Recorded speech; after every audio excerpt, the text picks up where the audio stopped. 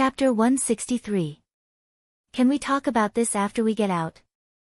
The medicine tester asked sincerely. Sure. With these answers, Yi Jioge decided to go with him. Although the crown prince would definitely blame the crime of absconding to avoid punishment on her, it did not matter. She couldn't catch Lu Yunfei by staying in this broken prison, so she might as well go out and talk to the little mute. Maybe she could get some unexpected clues. What do you plan to do with these people? The medicine tester kicked the man in black on the ground. These people are just small fries, just throw them here. Yi Jioge walked out of the small prison and asked the medicine tester, I still don't know your name. Luo Tian. While talking to Yi Jioge, Luo Tian didn't forget to observe the surroundings and quickly brought Yi Jioge out of the prison. The two of them walked along the dark walls to avoid the patrolling guards and finally left Alchemy City. Where are we going next?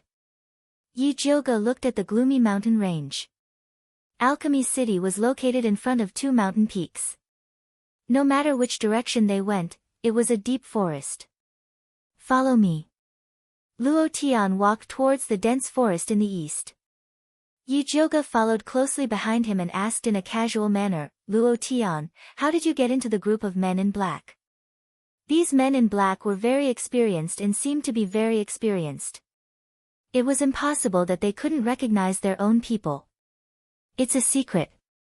Luo Tian obviously didn't want to answer this question. Then let's talk about the consultation fee. Yi Jioge revealed a hee-hee expression. He was too inexperienced to fight with her. Luo Tian's footsteps stiffened, but he quickly moved again.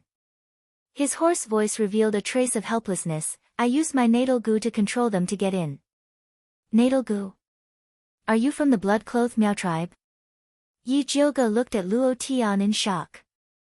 Ever since she met the little mute, she had specially looked up information about raising goo.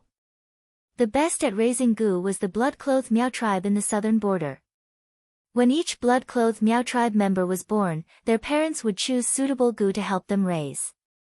They would use their blood to raise it every day. When the child grew up, they would let them refine the goo into their natal goo. The stronger the natal goo, the stronger the ability of the goo breeder. Some of the more powerful blood-clothed Miao clansmen would even collect different goo worms to raise their natal goo. The natal goo and its master shared the same life. Some natal goo with strong vitality could even strengthen the master's life. Luo Tian nodded. He went around a bush and ran deeper into the forest. Yi Jioge turned around and continued to ask, then why didn't I see your natal goo when I treated you? My vital goo exhausted all of its power to save me, so it went into hiding to recuperate. Although Luo Tian was reluctant, he still answered. After all, it was thanks to Yi Jioge that his vital goo could recover. So that's how it is. No wonder you were able to survive despite having your heart meridian severed. Yi Jioge didn't ask where Luo Tian's natal goo was hidden. For a goo breeder, the hiding place of the natal goo was his life gate. Asking about it was tantamount to hunting him down. Luo Tian was originally worried that Yi Jioge would continue to ask. Seeing that she had given up, he was relieved. He was not an ungrateful person. He had always remembered Yi Jioge's life-saving grace in his heart. However, to him now, Little Mistress was the most important. No matter what kind of grudge or love, it had to be ranked behind Little Mistress. You blood-clothed Miao clansmen should be very powerful. How could you be hunted down like this? Didn't your clansmen avenge you? Yi Jioge asked curiously. One must know that the blood-clothed Miao clansmen had strange goo techniques. In addition, they had always been protective and vengeful. No one dared to provoke them. Luo Tian was silent for a long time. Then, he said in a deep voice, my clansmen are all dead. Only Little Mistress and I escaped. Yi Jioge was shocked. She couldn't help but ask, who could kill all of your clansmen? Before Luo Tian could answer, a sharp and ethereal child's voice filled with ruthlessness suddenly sounded in the dark forest. Luo Tian, don't tell her. Master. Luo Tian immediately stopped. Yi-Joga, on the other hand, raised his head and looked at a pine tree that was so thick that 3 people could wrap their arms around it. Although it was pitch black there, her intuition told her that little Mute was there. Sure enough, in the next moment, a thin and small black figure floated down from the top of the tree like a falling leaf. It landed in front of Yi-Joga. Blue cotton clothes, dirty sleeves, messy hair, pale little face, big black eyes, and as usual, terrifying as ever. So you can speak. Then why did you pretend to be mute? Even if he wanted to hide his identity, he didn't have to choose such a difficult method. Because humans are too stupid. A proud child's voice sounded. It was obviously little Mute's reply to Yi-Joga's question. But Yi-Joga looked over. He found that little Mute, who was supposed to speak, had his mouth tightly shut. His big black eyes were expressionless. That tender little voice sounded like it came from a ghost. To be honest, in this dark forest filled with shadows of trees, this scene was indescribably strange. Those who were timid would die. Little Master's throat can't make sounds. He can only speak through his natal goo. Luo Tian explained. You should feel honored to be able to hear my voice. Such an arrogant voice, coupled with little Mute's expressionless face, was indescribably strange. Sure enough, little Mute was right not to speak. Yi-Joga couldn't help but complain. Little Master, this is not the place to talk. Why don't we change places? Luo Tian sincerely suggested. Although they didn't speak loudly, the forest was too quiet. If someone was eavesdropping, it would be hard for them to find out. Okay, follow me. Little Mute turned around and leaped a few times. He brought Yi-Joga to a remote small cave. There were burnt ashes and leftover beast bones in the depths of the cave. It seemed to be little Mute's temporary residence. After Yi-Joga stood still, he directly asked, Luo Tian said you have a deal to discuss with me? That's right. The proud child's voice sounded again. I will help you deal with the people from Bloodthirsty Sect. 1 life in exchange for 100 bottles of spirit beast pills. That's a good plan of yours. Yi-Joga raised his eyebrows and smiled. Bloodthirsty Sect is also your enemy. You're taking revenge for yourself and you want to settle the score with me. Do you really think I'm a fool? How do you know Bloodthirsty Sect is our enemy? The proud child's voice was both surprised and angry. Then, he roared at Luo Tian irritably, you told her. I didn't, Luo Tian said helplessly. She tricked you. That's right, Yi-Joga was tricking him. Chapter 164. You dare lie to me? Little Mute was still expressionless but his arrogant voice was about to explode. I didn't lie to you. Strictly speaking, you're the one who lied to me. Yi-Joga looked at little Mute with an accusatory gaze and said without any trace of politeness, I provided you with a place to eat and work, I also used spirit beast pills to exchange for insects, and I even saved the life of your subordinates, yet you schemed to cheat me of my spirit beast pills. Who is the one who is sorry? Yi-Joga's words were the truth. Even Luo Tian felt guilty after hearing it, not to mention little Mute. No matter how unreasonable he was, he had to admit that Yi-Joga was right. If Yi-Joga hadn't let him raise a poison earth dragon and traded spirit beast pills for insect parasites, his life parasite probably wouldn't have awakened yet, let alone come to Alchemy City. Yi-Joga saw that little Mute had loosened up, so he slowly said, Little Mute, since we have a common enemy, then we can be friends. How about we be honest with each other and speak frankly? If you want spirit beast pills in the future, I can give you a friendship price. Spirit beast pills weren't hard to refine but they couldn't be given away for free. Little Mute's indifferent face finally showed some emotion. His arrogant voice was no longer as arrogant as before. He asked, how do you want to be honest? First tell me your name. Yi-Joga felt that exchanging names was the first step of friendship. Little Mute hesitated before reluctantly saying, my name is Juni-chen. Such a refined name didn't match with little Mute. No wonder he didn't want to call it that. Do you have an opinion on my name? Junie Chen immediately sensed something was wrong and felt like he was about to explode. No, not at all. Yi Jioga shook her head and decisively changed the topic. I was thinking, you red-clothed Miao people are so powerful, why were you killed by bloodthirsty sect? Junie Chen kept a straight face and didn't make a sound. His black eyes were like two black holes, emitting a ruthless and dark aura. It was clear that this memory was very painful to him, so painful that he could go berserk at any time. Yi Jioga suddenly regretted bringing up Junie Chen's sad memories. She was about to change the topic when Junie Chen said coldly, Luo Tian, speak. Yes. Luo Tian answered and then said, the bloodthirsty ancestor of the bloodthirsty sect is a sinister and cunning man. We don't know where he got a kind of spiritual poison that can restrain our Gu technique. He poisoned our drinking water when we were worshipping the Gu god and killed us when we lost our power. Although Luo Tian's words were very simple, the stench of blood contained within still assaulted Yi Jioga. However, what Yi Jioga could not figure out was, why would the people from the bloodthirsty sect attack the blood-cloak Miao tribe? The bloodthirsty sect used blood as their cultivation method. The blood-clothed Miao clansmen used their own bodies to raise Gu, their blood was not pure, they should not have become their target. Luo Tian hesitated for a moment, but in the end, he still revealed the secret of the blood-clothed Miao tribe. So it turned out that their blood-clothed Miao people branch was split off from the southern border. They found a small spirit vein in a mountain peak and set up camp there to cultivate and spread their roots. After more than 100 years of operation, the blood-clothed Miao tribe cultivated the Spider King from the demonic beast Snow Spider. Every generation's leader would sign a contract with the Spider King, asking for its protection. Junie Chen was the son of the previous generation's leader, and was also the most talented genius in raising Gu in the blood-clothed Miao tribe. At such a young age, he had already cultivated his natal Gu to the 5th level. The blood-clothed Miao tribe had high hopes for him, hoping that he could truly subdue the Spider King.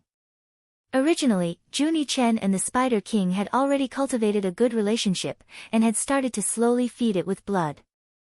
Just as he was about to sign a contract with the Spider King, he did not expect an unexpected disaster to befall him. The bloodthirsty ancestor brought his subordinates to attack their camp, and not only did they forcibly occupy the spirit vein, they even imprisoned the Spider King. I see. Yi Jioga was curious before, where did the Empress get the king poison of the snow spider to harm Dongfang, Quebec? One must know that the Snow Spider King lived in the wasteland continent at the eastern border. That was the territory of the demon race, and spiritualists entering there were simply courting death. Now, she finally knew that it was from the blood-clothed Miao tribe. Alright, I have answered your question honestly. How do you intend to give me the friendship price for the spirit beast pill? Junie Chen's arrogant voice hid a trace of impatience. Tell me first, what can you use to buy my spirit beast pill? Yi Jioga looked like she was willing to negotiate. I can help you refine Gu. Junie Chen's voice was arrogant and confident. This place is not Miaojiang. Yi Jioga expressed that there was no market for Gu refinement in a spiritualist's territory. I can help you kill people. Junie Chen's voice started to show some hesitation. The people I want to kill are no longer in this world. Yi Jioga expressed that he had a hand and a knife, he did not need anyone else. What do you want? The little tsundere finally exploded. I just want to ask, what can you use to buy my spirit beast pill? Yi Jioga spread his hands, looking innocent. Just as Junie Chen was about to pounce on Yi Jioga and bite her to death, Luo Tian spoke, Miss Yi, when I escaped with the little master, we had nothing except ourselves. Then sell yourselves to me. This was Yi Jioga's goal, but he could not say it so bluntly, in case they turned hostile. Thus, Yi Jioga changed his method and asked, then what do you plan to do? Luo Tian pondered for a moment, then said cautiously, it's true that the bloodthirsty sect is our enemy, but they are now dealing with you and your companions. I believe that no one understands the methods of the bloodthirsty sect better than us.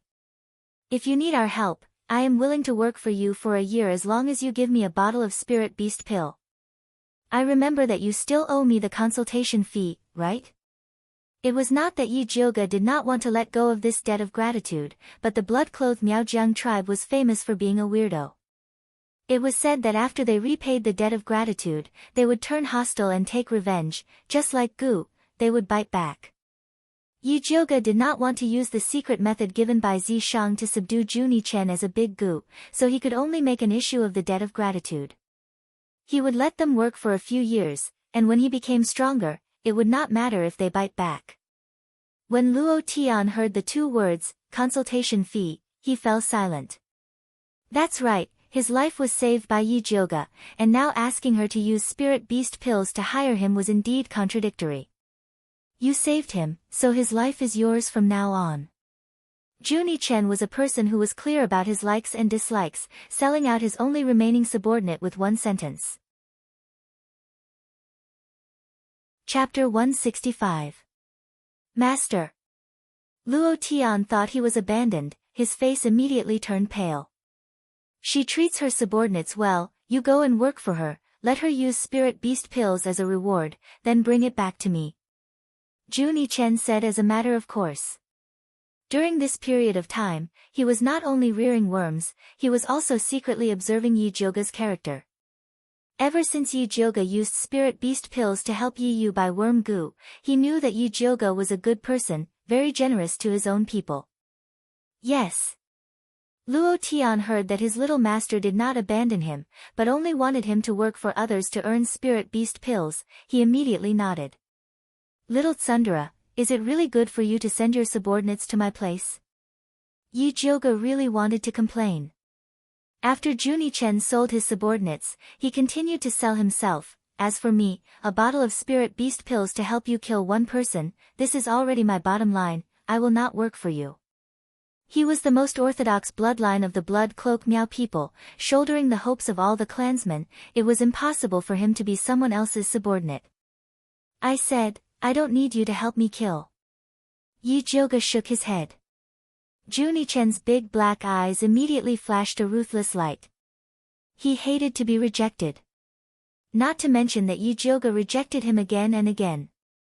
Fortunately, when Juni Chen was about to turn hostile, Yi Jioge added, how about this, you help me do one thing, I will give you a bottle of spirit beast pills, how about that?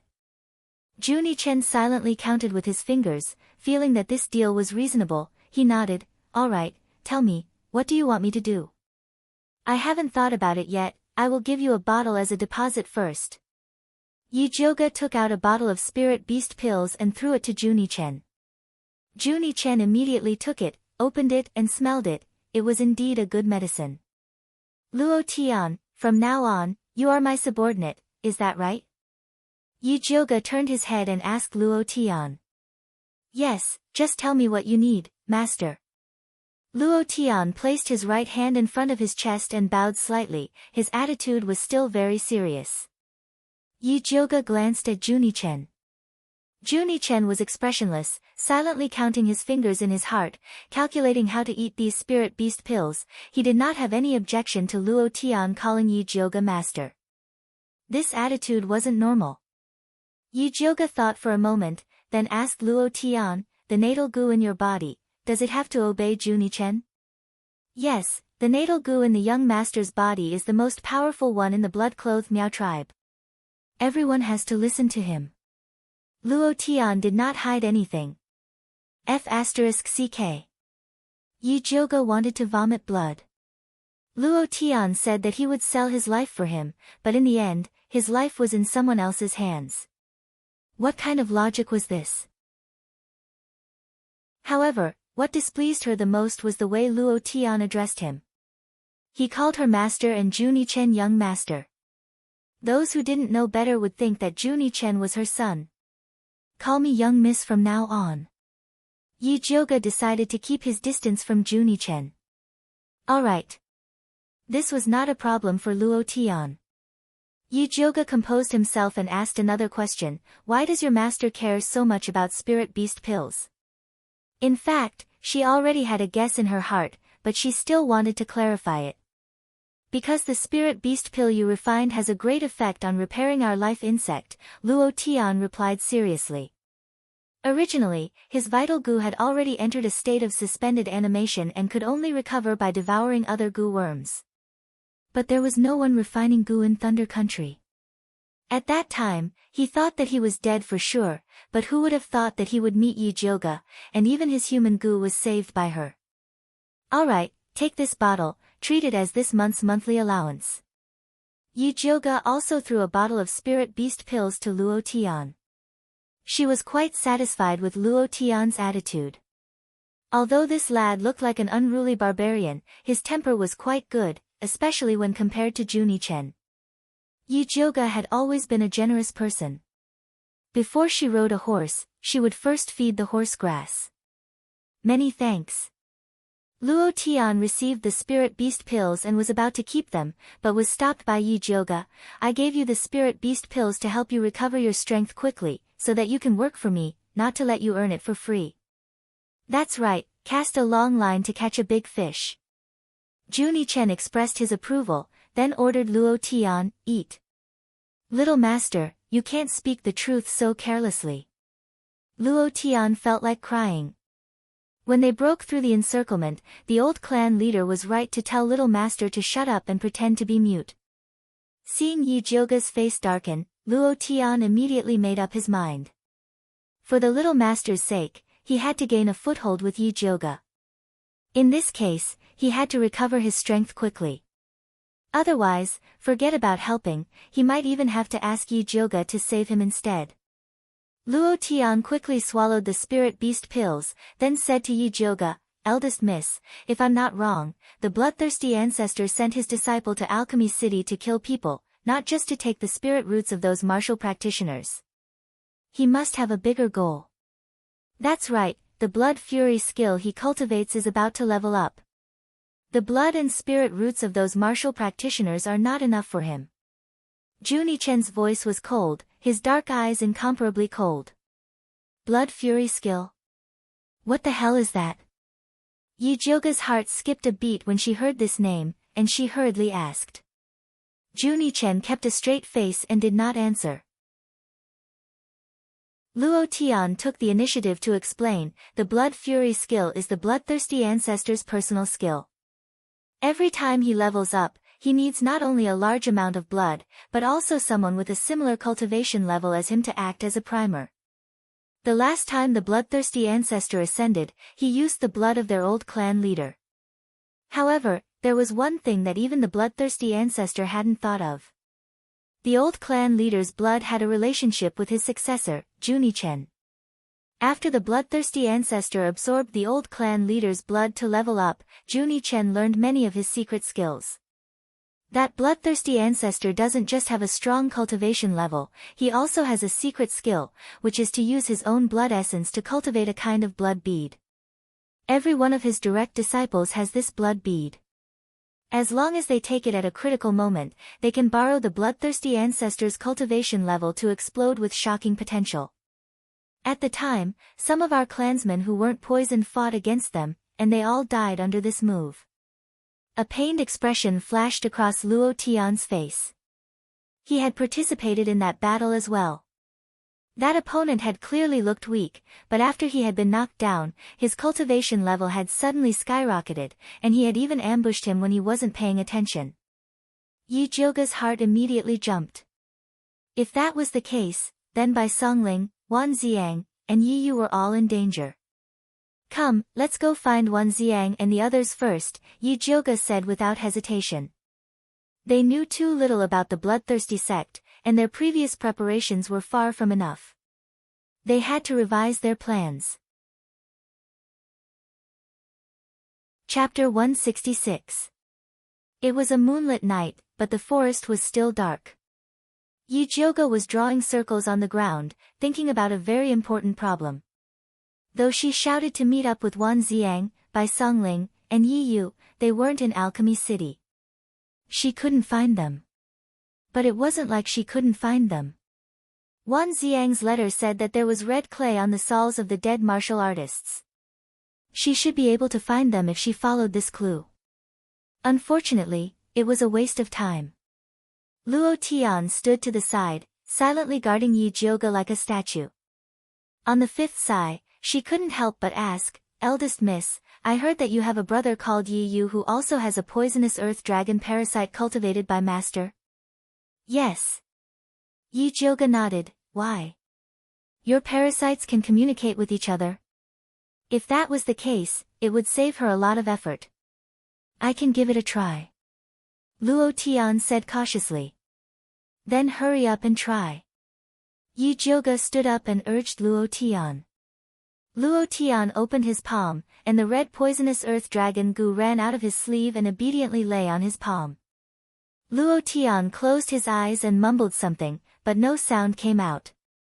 The red poison earth dragon parasite's two small eyes were rolling around, and its body was also moving around Luo Tian's palm. It looked like it was looking for Yi Yu's direction.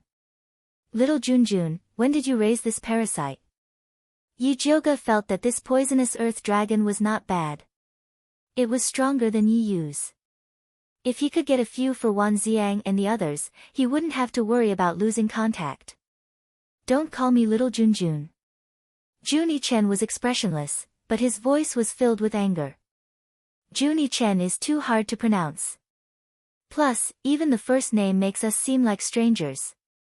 Yi Jioga giggled, not afraid of Jun Yichen's anger at all. To be honest, Jun Yichen's expressionless and angry look was quite cute after a while. "Then call me Little Mute." Jun Yichen held back his anger. For the sake of the spirit beast pill, he endured it. "But you're not mute." Yi Jioga continued to tease Jun Yichen. "Damn woman, how dare you tease me." Jun Yichen was about to explode. Fortunately, Luo Tian finally opened his eyes and said in a deep voice, "Big miss, Lil Red has found Yi Yu's location. He's not in a good condition, so we should hurry over." Little Red was the poisonous earth dragon goo in his possession. "Let's go." Yi Jioga couldn't be bothered to tease Jun Yichen anymore. Luo Tian immediately ordered Lil Red, "Go." The red poisonous earth dragon goo spread its cicada's thin wings and flew toward the east. Yi Jioga and the others quickly followed behind it. Dawnfall Peak, in a dilapidated temple that had not been repaired for a long time, the statue of the Earth Lord that was worshipped was already incomparably modeled. The corners of the roof were covered with cobwebs, and there was a thick layer of dust on the ground. Sunlight shone through the hole in the roof, illuminating a small part of the floor in the middle, but the surroundings were still very dark. Yi Yu held his breath and hid in the shadows on top of the roof beam. He still had 2 clear heart pills in his mouth. These were the last of his stock. Ever since he found out that Yi Jioga had been framed by the crown prince, he desperately searched for Lu Yunfei, wanting to capture her and bring her to justice to clear eldest Mrs. name. With great difficulty, he finally reached the vicinity of this dilapidated temple, but he didn't expect to fall into Lu Yunfei's trap and be hit by a sneak attack from behind. At the last moment, Yi Yu snuck into the shadows and silently waited for an opportunity to escape.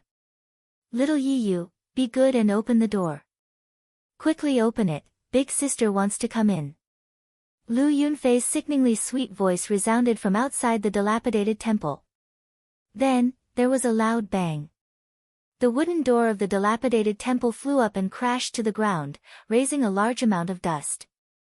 Lu Yunfei was still dressed in a pink dress, and the hem of the dress was embroidered with colorful butterflies, which danced along with her movements. She slowly walked into the dilapidated temple, her nimble and light footsteps resembling that of a nimble butterfly. That pair of eyes that flashed with a faint red light swept across the dilapidated temple, and she laughed to herself, "Little Yi Yu, quickly come out, big sister will make you very happy." Her words were filled with the feeling of spring, and the whole dilapidated temple was filled with an atmosphere that made people's hearts beat faster. Yi Yu stood in the shadows, and he only felt that Lu Yunfei's sickeningly sweet voice was like a white feather, tickling him from the bottom of his feet all the way to the tip of his heart, and it was unbearably itchy. Especially when Lu Yunfei's sneak attack just now, he could not help but feel a burning sensation on his back. The boiling heat spread from his back to his abdomen, and it was unbearably hot. Yi Yu was very clear that he had been drugged by Lu Yunfei. Unfortunately, his poisonous earth dragon parasite had been injured by Lu Yunfei, and there was no way for her to detoxify it for him. He could only rely on the tranquil heart pill in his mouth to resist this unbearable lust. Lu Yunfei strolled around the dilapidated temple, but she didn't hear Yi Yu's voice. She felt some admiration for Yi Yu in her heart because she couldn't lure him out even after using her charm technique. He was indeed worthy of being the man that she left for last. Not to mention other things, this degree of tranquil heart pill was definitely comparable to Lu Xiaohui. Since she couldn't lure this little guy out with her carnal desire, she would use another method. Lu Yunfei's eyes turned, and she took out a piece of white skin from her storage pouch. After shaking it open, it turned out to be the appearance of a woman. It was a complete piece of human skin. Little Yi Yu, this is the skin that I just peeled off from a beauty last night. Do you like it? However, this skin looks very smooth, but it doesn't feel very good to the touch. When it comes to the skin of a beauty, it's still the most beautiful blood slave by the old ancestors' side. Her skin is snow white, and there is a red mole between her eyebrows. She looks quite similar to you, so she should be that unlucky sister of yours that Su Junqing sent away. The old ancestor has already promised me that after I complete this mission, he will give me that blood slave. When the time comes, I will peel off her skin and give it to you, okay? The more Lu Yunfei spoke, the more excited she became. Her eyes had already turned scarlet red, and her skin had also become flushed. She panted tenderly as she said, "When I think about peeling off your sister's skin, I'm so excited, so happy, so happy." Little Yi Yu, do you really want to watch your sister die? From the moment Lu Yunfei mentioned his sister, Yi Yu's nerves had already collapsed into a straight line. Hatred, worry, anger, fear, and other emotions were constantly rolling in his heart, ready to erupt at any time. The tranquil heart pill that was originally in his mouth was accidentally swallowed into his stomach. After the extreme coolness, came the extreme fanaticism. Yi Yu secretly felt that things were not good. Just as he was about to leave the dilapidated temple, he heard Lu Yunfei's devil-like voice coming from behind him. "I caught my little bunny." Chapter 167. At this time, Yi Jiuge was rushing towards the broken temple with Luo Tian and Juni Chen. Luo Tian followed behind her and spoke while running, "Young miss, didn't you ask the young master when he raised this insect? As far as I know, he raised a batch before coming to Alchemy City, and this is the best one. I refined it with my essence blood. Luo Tian, do you want to die?" Juni Chen's arrogant voice came down from the tree. He disdained running on the ground with Yi Jiuge and the others, but insisted on jumping on the tree, probably because he felt that it was more cool.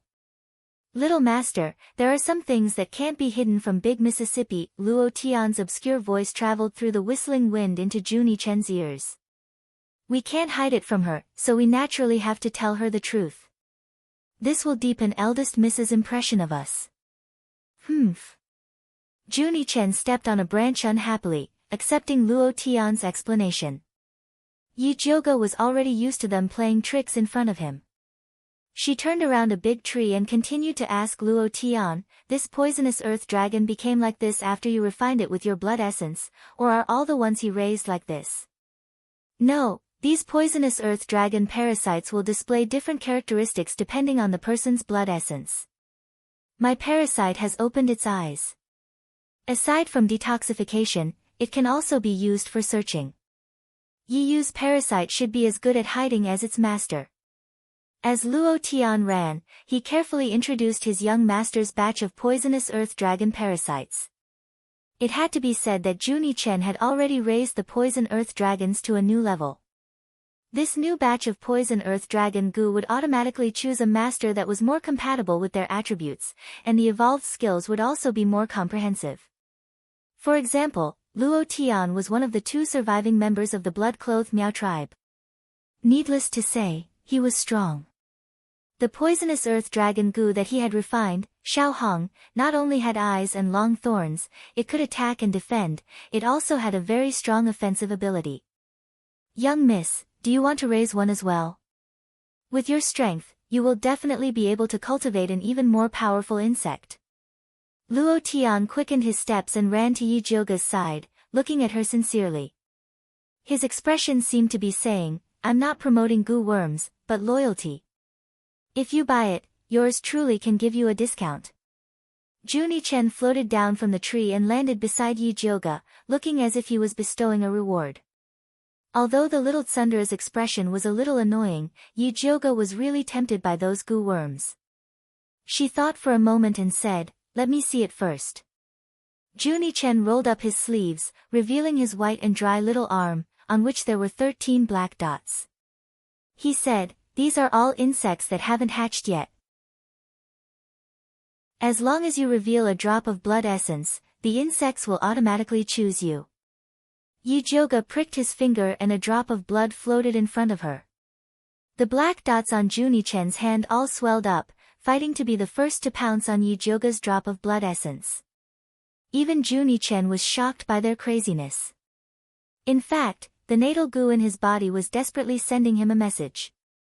This drop of blood is also very beneficial to him. Hurry up and give it to him. Junie Chen and his natal goo were one and the same, its desire was his desire. He immediately used his power to suppress the rampaging goo insects, then reached out to snatch the drop of blood essence from Yi Jioga. He didn't expect a black and fat figure to be faster than him. With a swoosh, it swallowed the drop of blood essence, then landed on Yi Jioga's shoulder. It was a fat black rat. It had a fat head and big ears, with a round belly. Its little paw grabbed Yi Jioga's hair and shouted in dissatisfaction, Pippi. Black fatty, why did you come out? Yi Jioga was also shocked by this scene. Only now did she remember Zishang's warning to her. Every drop of blood in her body belonged to him.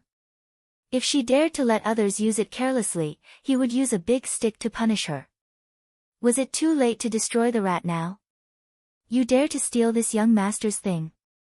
Junie Chen's big black eyes stared at the black fat rat. The goo worms on his hand all went berserk, looking like they wanted to rush up and swallow the black fat rat clean. The black fat rat looked at the little worms with contempt, completely disregarding Junie Chen. It took out a carrot that was even longer than him from its beast skin bag, and squatted on Yi Jioga's shoulder as it chewed on it with relish. If you want to fight, then fight later. Don't delay me from saving people. Yi Jioga didn't even turn his head as he grabbed the black fat rat and stuffed it back into his cloth bag.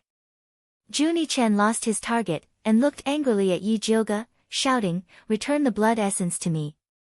Return your grandpa, that belongs to me. Yi Jioga said in a bad mood. He couldn't tolerate this bad temper of stealing things. You. Junie Chen was about to flip out, but was held down by Luo Tian, little master, earning spirit beast pills is more important. Junie Chen clenched his teeth, silently remembering this grudge. Yi Jioga couldn't be bothered with little Ao Jiao's thoughts, and said to Luo Tian, hurry up, I want to find Yi Yu in an incense's time. After Luo Tian appeased the little master, he drove Xiao Hong with all his might, and quickly brought Yi Jioga to the broken temple. Yi Yu should be inside, I can feel that his poisonous earth dragon goo is injured. Luo Tian said softly. Yi Jioga opened his spirit eye to carefully inspect the situation of the broken temple. He saw a red circle of light surrounding the broken temple, mixed with the thick smell of blood, and there were even many strange red shadows hiding in the surroundings. It was obvious that this broken temple was one of Lu Yunfei's traps. She wanted to use Yi Yu to lure the others over. Young miss, do we attack? Luo Tian rubbed his fists, wanting to show off. Do you have the confidence to deal with the people from Bloodthirsty sect? Yi Jioga asked. It wasn't that she looked down on Luo Tian and Junie Chen. It was that the two of them were crippled and small, they were really unreliable. You still have the nerve to ask this kind of nonsense. Junie Chen was still holding a grudge against Yi Jioga for not giving him the blood essence. So you have already found a way to deal with Bloodthirsty sect? Yi Jioga raised his eyebrows and asked. Of course. Juni Chen nodded his head proudly, and habitually wanted to use spirit beast pills to exchange for an answer. Luo Tian answered first. Little Master has already thought of a way to deal with bloodthirsty sect, speaking of which, I have to thank you for this method. After he finished speaking, he looked at Yi Jioga gratefully. Yi Jioga was stunned, thought for a moment, and then probed, could it be that your method to deal with bloodthirsty sect is to rely on the poisonous earth dragon goo? Young Miss is indeed intelligent. Luo Tian nodded his head in gratification, looking like he didn't follow the wrong person. He couldn't tell that this guy was quite good at flattering people. However, flattery was useless. Yi Jioga still had to ask clearly what he needed to ask. Chapter 168. How can you be so sure that the poison earth dragon goo can deal with the bloodthirsty sex people? I don't want guesses. I just want evidence, Yi Jioga said bluntly. TSK. Of course, yours truly has verified it. Juni Chen replied proudly. That year, when Forefather Bloodthirsty attacked the Bloodthirsty Miao tribe's territory, as the successor of the patriarch, Forefather Bloodthirsty Miao tribe had to kill him. Although the old patriarch risked his life to save him, he was also poisoned by the poison that could restrain the goo. In the beginning, he was tortured by the poison every day. It was only when he accidentally discovered that devouring the poison earth dragon could alleviate the poison that he felt much better. However, there weren't many poisonous earthworms in the wild, and searching for them was a waste of time, so he turned his attention to the cultivation base of the pharmacy. He seized the opportunity and used goo to control an old man in a pharmacy. Finally, he successfully sneaked into the poisonous earth dragon's manor. Because the earth poisonous dragon only had a lifespan of 15 days, the people in the villa didn't care too much about the daily consumption. He finally settled down and quietly detoxified the poison.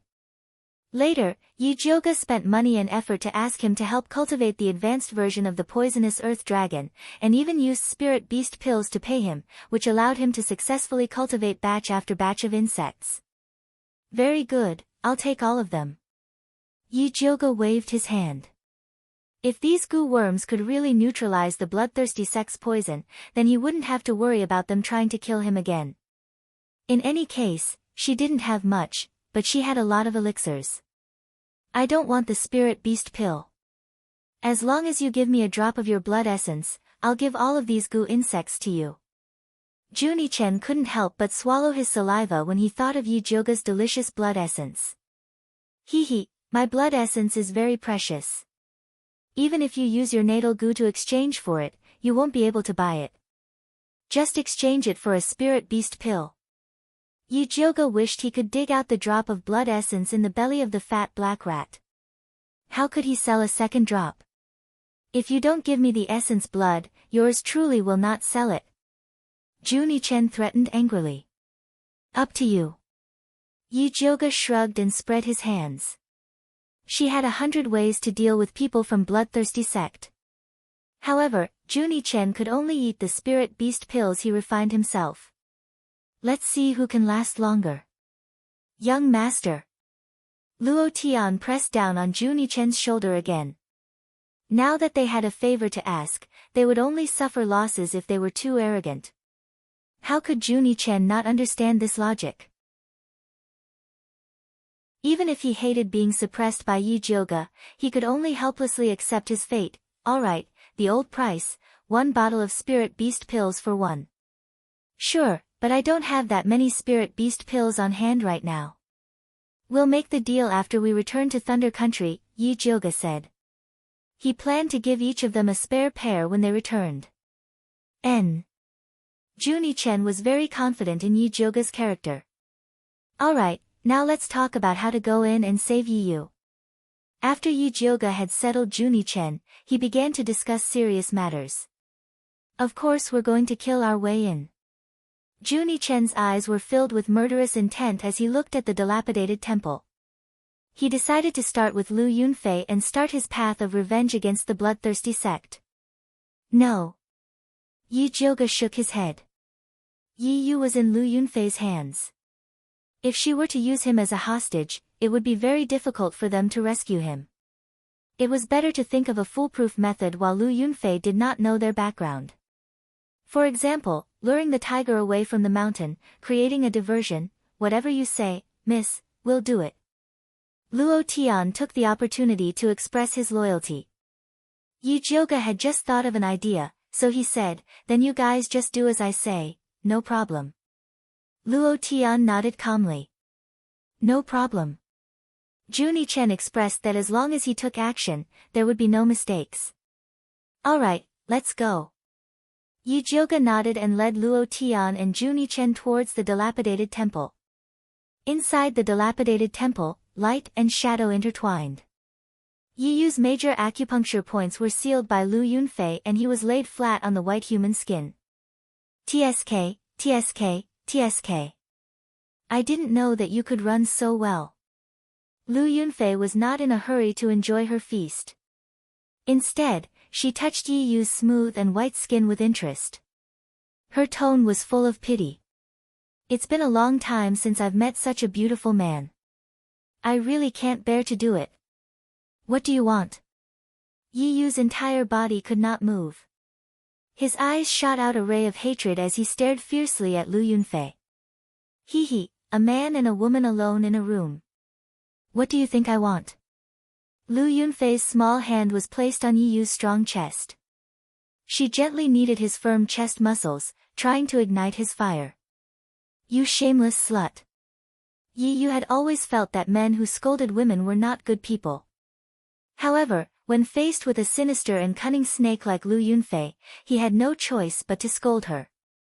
Is that all you can say? Lu Yunfei smiled coquettishly. Yi Yu's scolding was simply not painful to her. In fact, it was filled with interest. Slut, slut. Yi Yu clenched his teeth. He wanted to scold her until she was bleeding.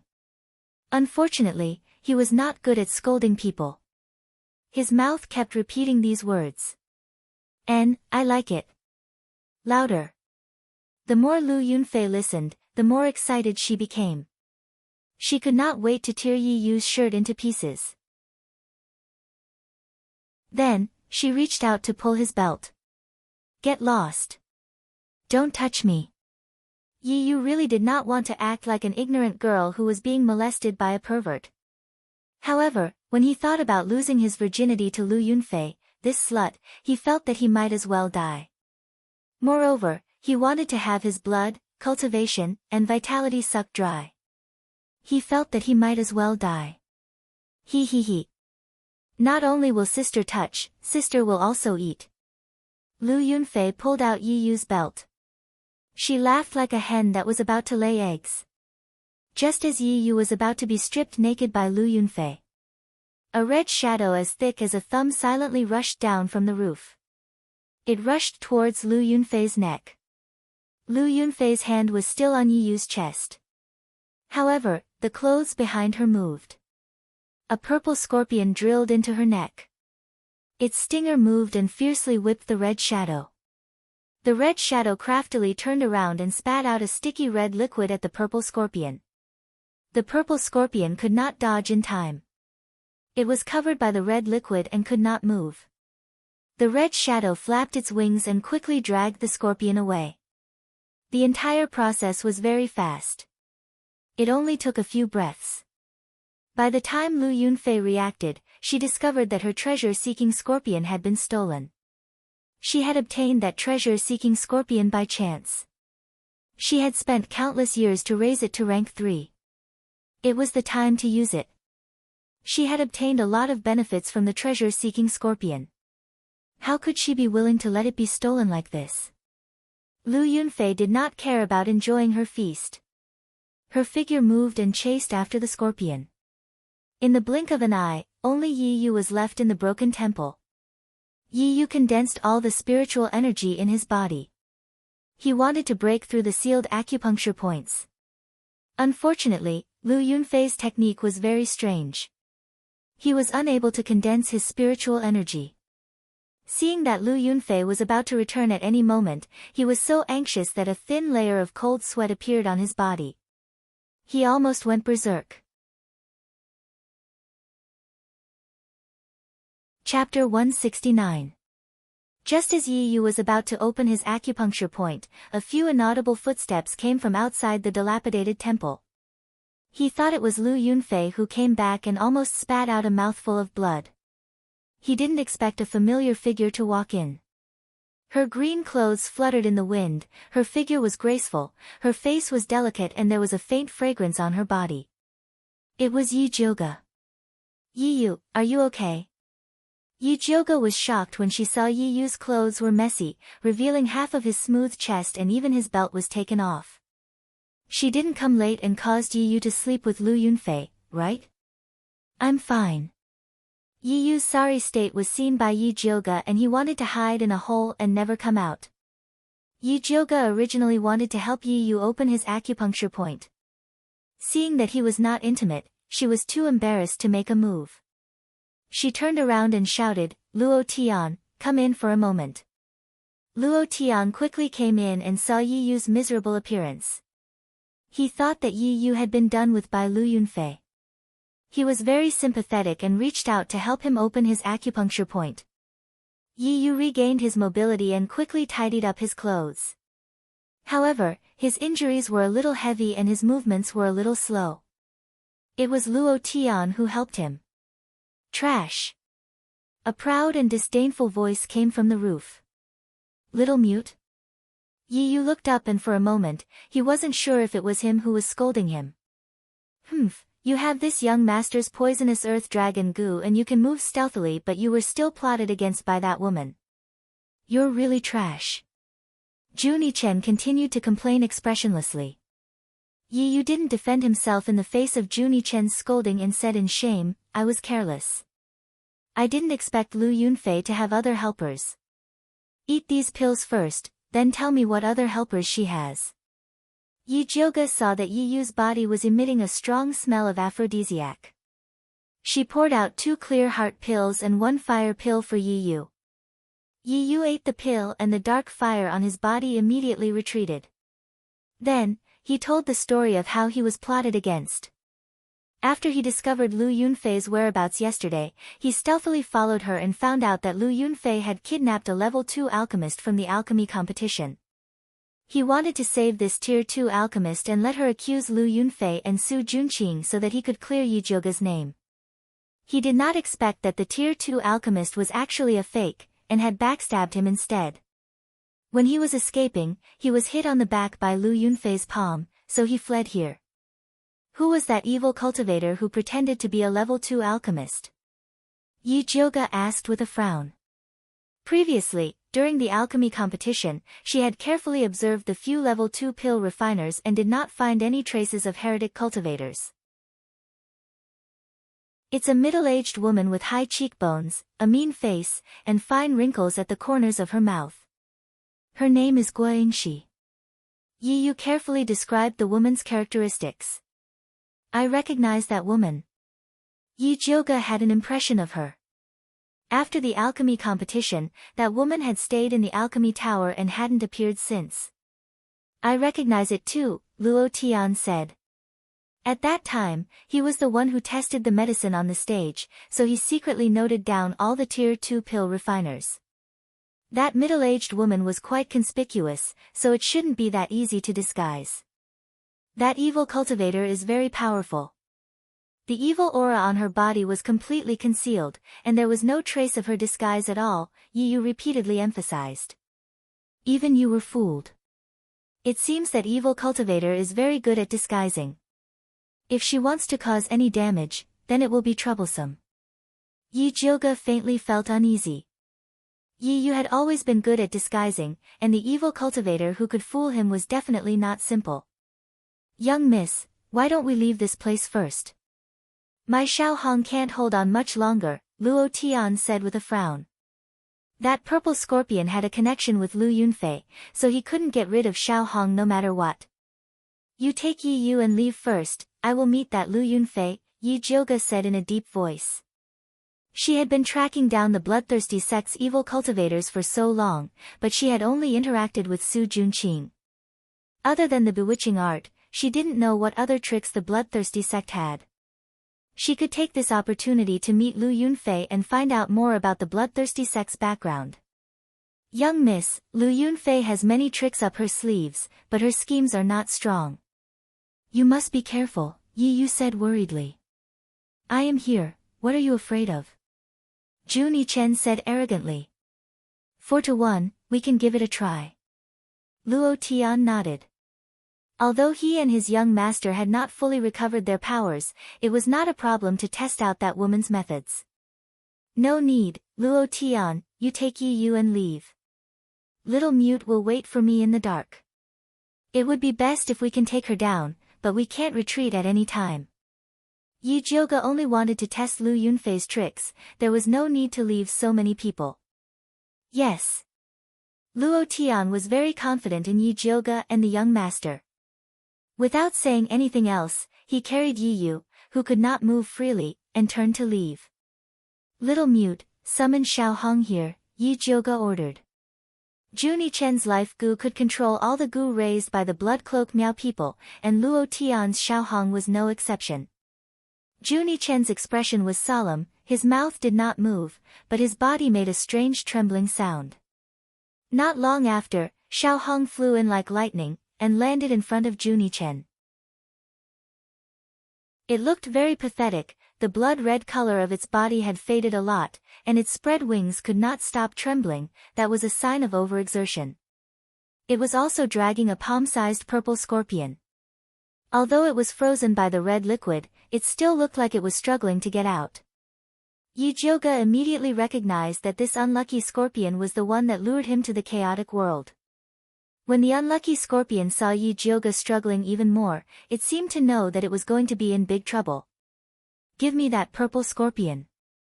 Yi Jioge stretched out his hand towards Jun Yichen. A spirit beast pill, Jun Yichen raised his index finger, and added expressionlessly, to reward Xiao Hong. Cheapskate, take it. Yi Jioge was already speechless at Jun Yichen's action of wanting to take the prize from him. After Jun Yichen fed the spirit beast pill to Xiao Hong, he took down the purple scorpion and threw it to Yi Jioge. After Yi Jioge wrapped the scorpion with his spiritual energy, he carefully examined it. This scorpion was palm-sized, its purple carapace looked like it was forged from metal, and it shone with a faint cold light. But the strangest thing was that there was a red eye on its stinger, which was faintly discernible under the sunlight. So it's a treasure-seeking scorpion. Yi Jioge had heard of this kind of strange beast. Not only was it very sensitive to treasures like Yin spirits, but after advancing, it could also eliminate demons and devour ghosts. It was a very angry demonic beast, no wonder Lu Yunfei would rather give up on Yi Yu and chase after him. Chapter 170. That evil cultivator has caught up. Jun Yichen said softly. Yi Jioge looked towards the entrance of the broken temple, only to see a light breeze blowing, the leaves falling silently, but a murderous aura assaulted his face. Stick to the plan. Yi Jioge stuffed the treasure-seeking scorpion into his cloth bag, then raised his hand and condensed a purple lightning. Jun Yichen's figure flashed and disappeared without a trace. Just as he disappeared, Lu Yunfei rushed back to the broken temple like lightning and was met with the purple lightning released by Yi Jioge. When she came back, she was already prepared to be ambushed. She raised her hand and released a blood mist to deflect Yi Jioge's lightning, then struck towards Yi Jioge's chest. Yi Jioge mobilized all the spiritual power in his body and raised his hand to meet her palm. The purple and red light fiercely collided, causing red and purple light to burst out. Lu Yunfei somersaulted and landed beside the broken temple door. Yi Jioge stood in place without moving. On the surface, Yi Jioge had the upper hand, but in fact, she was at a disadvantage. Lu Yunfei's palm wind was very insidious, if it wasn't for her lightning spiritual power having the ability to ward off evil, she would have really been hit. You are Yi Jioge. Lu Yunfei stood at the side of the door and sized up Yi Jioge with her big watery eyes. She exclaimed in admiration, you do have some good looks. You are barely qualified to be my ancestor's blood slave. You are Lu Yunfei. Yi Jioge squinted his eyes and looked at Lu Yunfei with contempt, then said with disdain, "You look so vulgar, no wonder you have to use underhanded methods to force yourself on a man. Little girl, you better control your mouth, or else you won't even know how you die." Lu Yunfei's face darkened. Although she had heard countless insults, she still had to admit that Yi Jioge's mouth was a bit too vicious. "Can't help it, this mouth of mine can't be controlled when I see an ugly woman." Yi Jioge pretended to be distressed. She was originally extremely beautiful, and after obtaining the white bone flame, she had an otherworldly aura.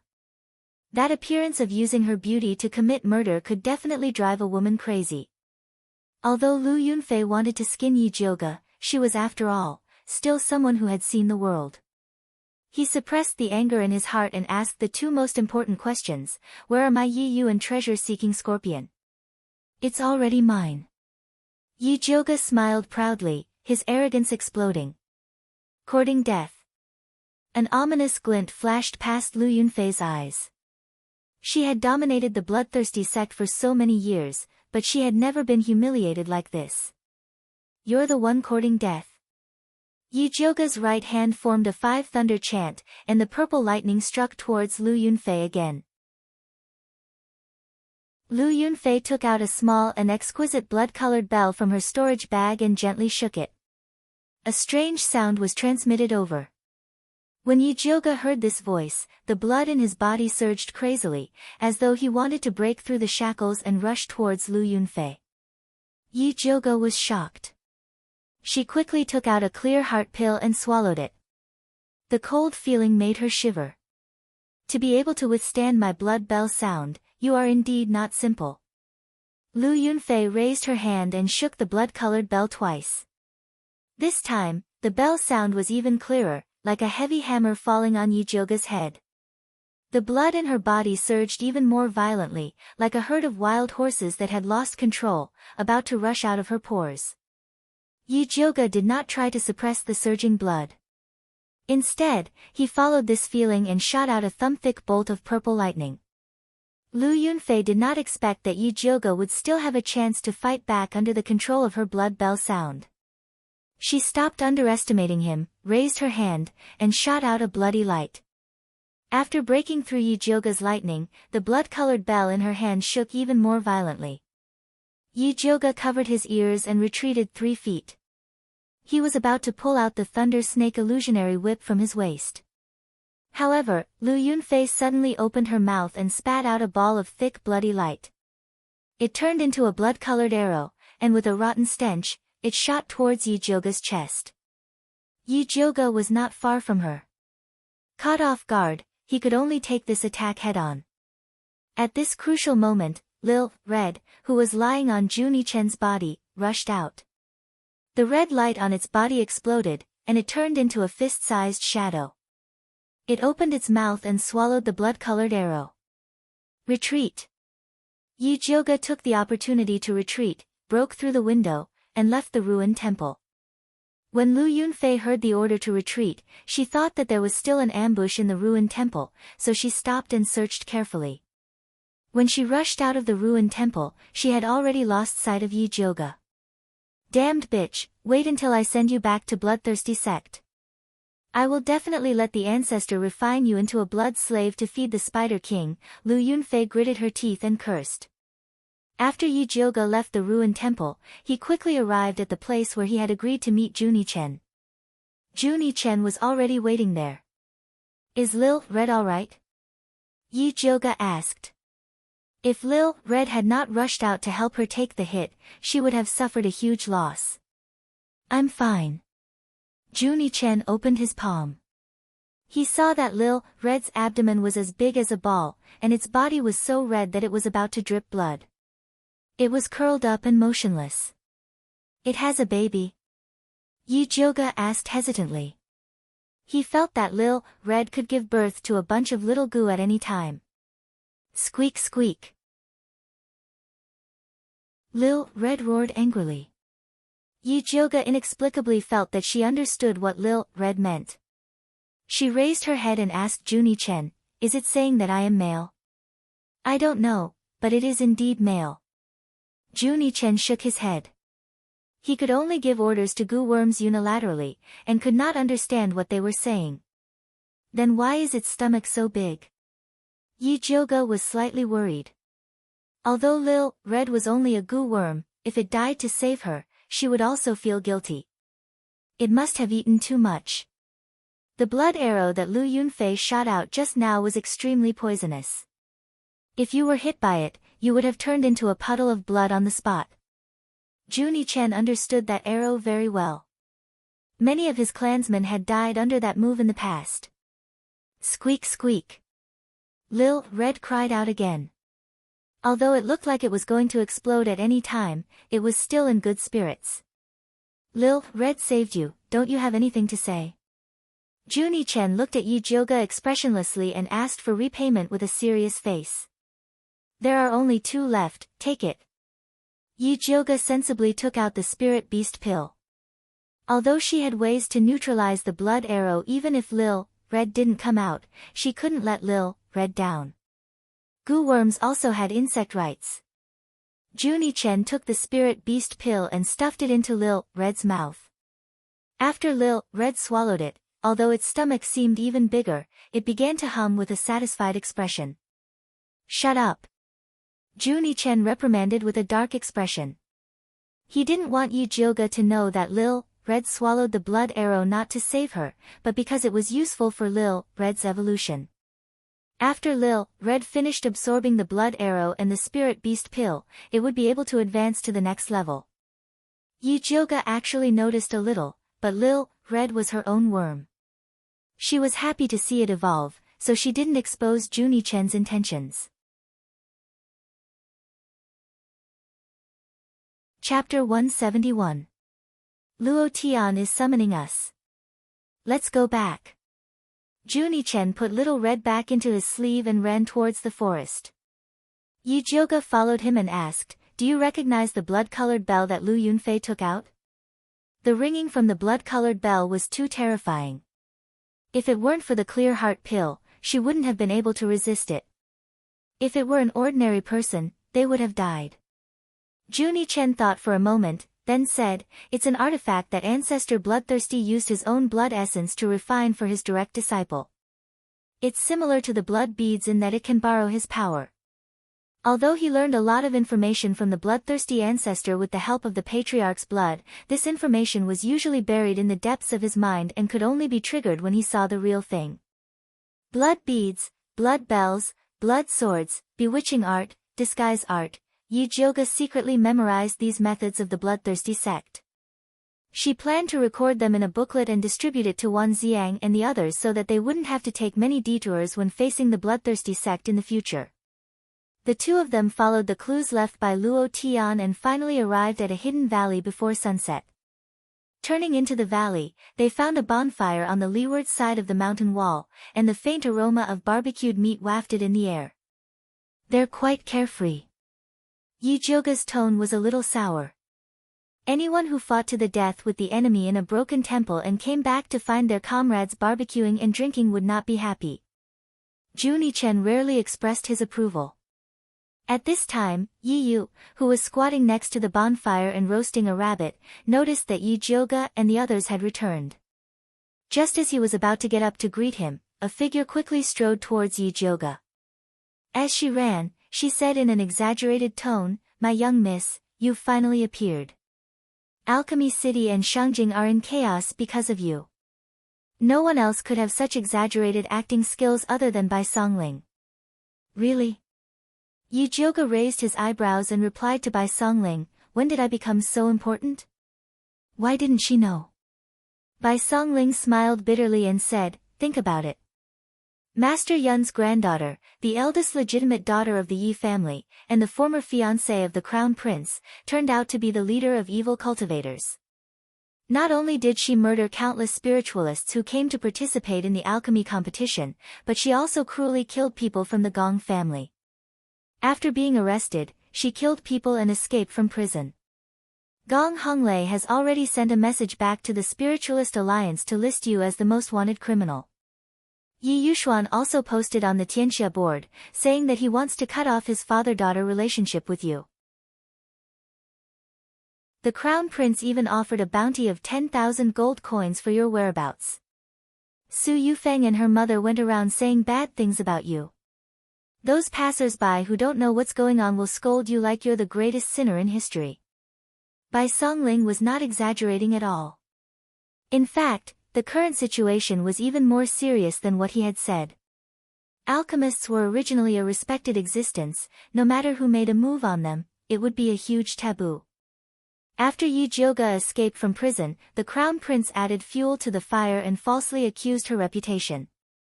If Yi Yuxuan could bear the pressure to support Yi Jioge, then the public opinion would not have gone out of control. Unfortunately, not only did Yi Yuxuan not help Yi Jioge, he even posted on the Tianxia board, saying that he wanted to cut off his father-daughter relationship with Yi Jioge, and that her life and death would no longer have anything to do with him. In addition, Yi Shanshan and her mother had secretly and openly poured dirty water on Yi Jioge's head, making people believe that Yi Jioge was the head of a heretic cultivator. Yi Xian. Yi Jioge gritted her teeth, wishing that she could bite those 3 words into pieces and spit them into the mud. Although she knew that this scumbag of a father was a bit heartless, she did not expect him to be so heartless, indiscriminately framing her, and breaking her bottom line every time. Forget it, I don't want this kind of father. Bai Songling comforted. Yi Jioge let out a breath, and asked, what about the servants in my courtyard? She was only worried about Mother Qing, Pearl and the others. Even if Yi Yuxuan did not make a move on them, Su Yufeng would not let them go. Don't worry, after His Highness Dong Ling Wang heard the news, he immediately sent people to hide all the servants in your courtyard. Bai Songling admired the servants of the Purple Forest Park. Dong Fangke had just sent someone to pass the news to Mother Qing, and Mother Qing immediately arranged for all the servants to leave in an orderly manner. When Su Yufeng rushed over, even the old maid guarding the door of the Purple Forest Park had disappeared. That's good. Yi Jioge finally heaved a sigh of relief.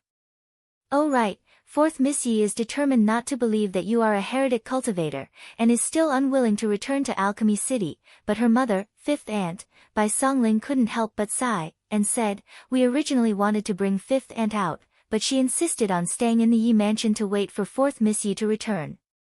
Not long after, I heard that she died of an acute illness. The news that Su Yufeng spread was that you were dissatisfied with Yi Yuxuan and wanted to poison them, but accidentally killed 5th aunt. 5th aunt is dead. This news was a bit unexpected for Yi Jioge, but it was also reasonable. Yes, our people have already investigated and confirmed that it was Su Yufeng who poisoned her. Yi Yuxuan should also be aware of this, but he tacitly agreed that Su Yufeng pushed the blame to you. Bai Songling had been in the Ministry of Justice for a long time and believed that he had seen many tragedies, but a man as scum as Yi Yuxuan was rare. I didn't think that she would still be unable to escape this calamity. Yi Jioge sighed. She had already done her best to protect 5th aunt, but in the end, she still couldn't protect her to the end. She only pitied Yi Rui. Young miss, the rumors about you in Alchemy City and Shangjing are very unfavorable. If you don't think of a way to eliminate them, I'm afraid it will only get worse. Although Bai Songling sympathized with 5th aunt for not being a good person, Yi Jioge was still more important to him. How could Yi Jioge not know the severity of the situation? However, this kind of public opinion couldn't be changed with just words. Just as Yi Jioge was frowning and thinking hard, Luo Tian came over and said gently, young miss, why don't we slowly talk by the fire? It's warm there. You've been tired all day, so you should be hungry. Yes, we roasted rabbit meat for you and cooked mushroom soup. Bai Songling said, at such an unlucky time, you need to eat and drink to have the energy to continue the discussion. Yi Jioge didn't feel it before, but now that she mentioned it, she realized that she was really hungry. She came to the fire and found that Junie Chen was already squatting by the side, eating more than half of the rabbit. Young miss, sit here. Yi Yu took a roasted golden rabbit from the fire rack and handed it to Yi Jioge. Yi Jioge took a bite. The taste was really good. It was crispy on the outside and tender on the inside, with crispy skin and crispy meat. In addition to the roasted meat, there was an iron bowl on top of the fire cooking soup. White mushrooms floated in the soup, and it smelled quite good. While Yi Jioge was eating, Bai Songling squatted beside her and continued the previous topic. After you leave the prison, you're already the head of the evil cultivators. Lu Yunfei and Su Junqing will definitely take the opportunity to kill those spiritualists and push the blame on you. Chapter 172. Don't worry about those rumors. When the truth comes out, the situation will change. The most important thing now is to expose Lu Yunfei, Su Junqing, and the Crown Prince's true colors. How is Brother Wan? Yi Jioge asked. Now that she had been splashed with dirty water, Wan Xiang must not be any better. The Crown Prince is holding on to your friendship with him and wants to throw him into prison as an accomplice. Fortunately, Master Dongfang is wise and didn't listen to the Crown Prince's nonsense. However, Wan Xiang's military power has been taken back. Before the truth comes out, he has to avoid arousing suspicion. The Crown Prince's men are watching him every day so he can't find you. Fortunately, I've been running around outside and never entered Alchemy City. That's how I managed to avoid the Crown Prince's attack. Bai Songling explained the situation in Alchemy City. Alchemy City was divided into 3 factions. The Crown Prince and Gong Honglei's faction believed Yi Jioge was the murderer. Wan Xiang and Yi Rui didn't believe Yi Jioge was a heretic. Dongfang Yao and Li Zijuan remained neutral. You're missing one faction. Yi Jioge added, Su Junqing and Lu Yunfei are also one faction, and the most important one. You're right. Bai Songling nodded and looked at Yi Yu. You brat, you've been following Lu Yunfei for so long and you still haven't found anything. Don't blame Yi Yu. I just exchanged a few moves with Lu Yunfei. Her methods are indeed powerful. Yi Jioge drank a mouthful of soup and told them about his fight with Lu Yunfei. When mentioning the blood bell sound, she emphasized, if you see her take out a blood bell, it's best to knock it off immediately. If you can't, then leave immediately. Because her bell's sound has a limited range, the closer you are, the greater the effect. She had personally tested this against Lu Yunfei when she was fighting against him. Yi Yu and Bai Songling quickly noted this down. Next, you must keep an eye on the remaining 2 rank 2 pill masters. If I'm not wrong, Lu Yunfei will make a move against them. Yi Jioge had this guess when he heard Yi Yu say that the demonic cultivator disguised as a middle-aged woman, Guangxi. Just keeping an eye on them is not enough. It would be best if we can make contact with them and have them cooperate with us to capture the heretical cultivator, Luo Tian said solemnly. Brother, you're right. Wan Xiang's men have been keeping an eye on the Crown Prince, but they still made a mistake. It's better to ask them to be more vigilant and report to us as soon as they find any abnormalities. Bai Songling agreed. During this period of time, he had been tracking down the spiritualists who were killed along the way. He realized that they were killed because they were not vigilant enough. They had either fallen for Lu Yunfei's honey trap, or they had been deceived by someone they knew. All of them had died unjustly. Junie Chen, who had been silent all this while, suddenly said, Don't forget the ultimate goal of the evil cultivators.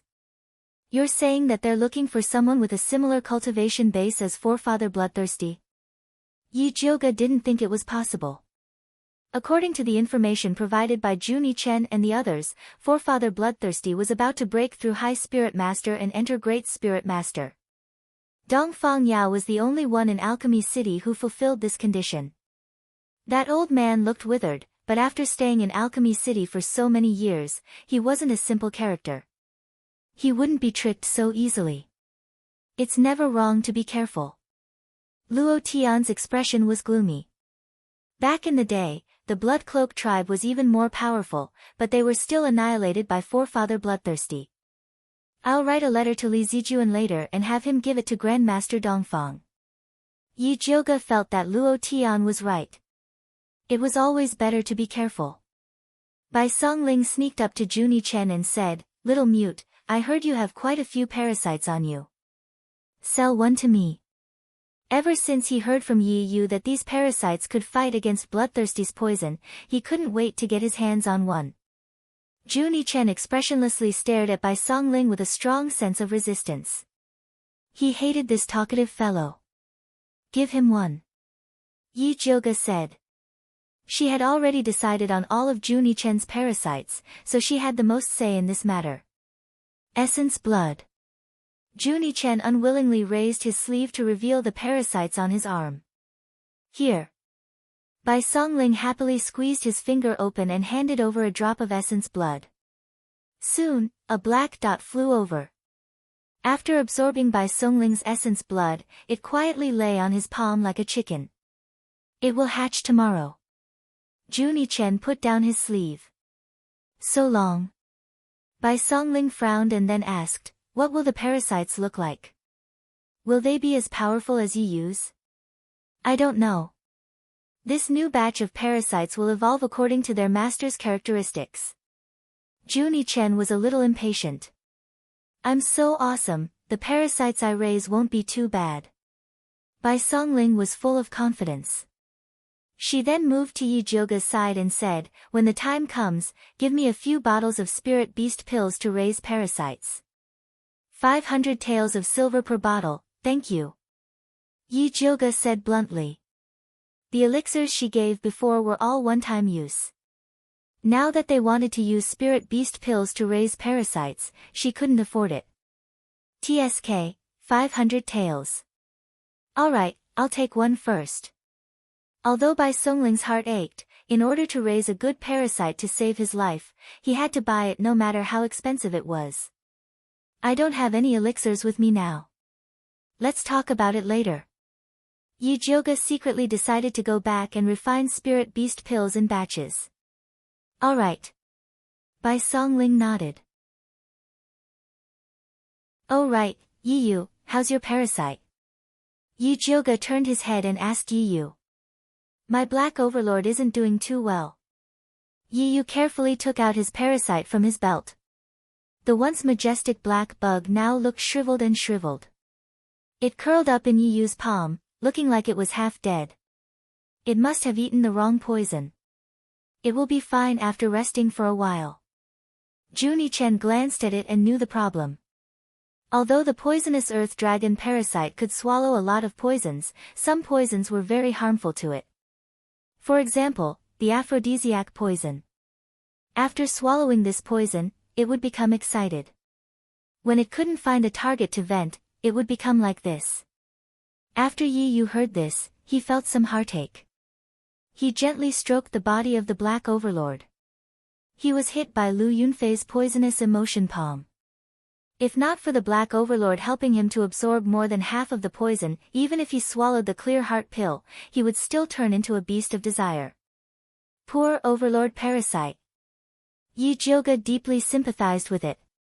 Unfortunately, she didn't have any more spirit beast pills on hand. Otherwise, she would have given it a few to comfort it.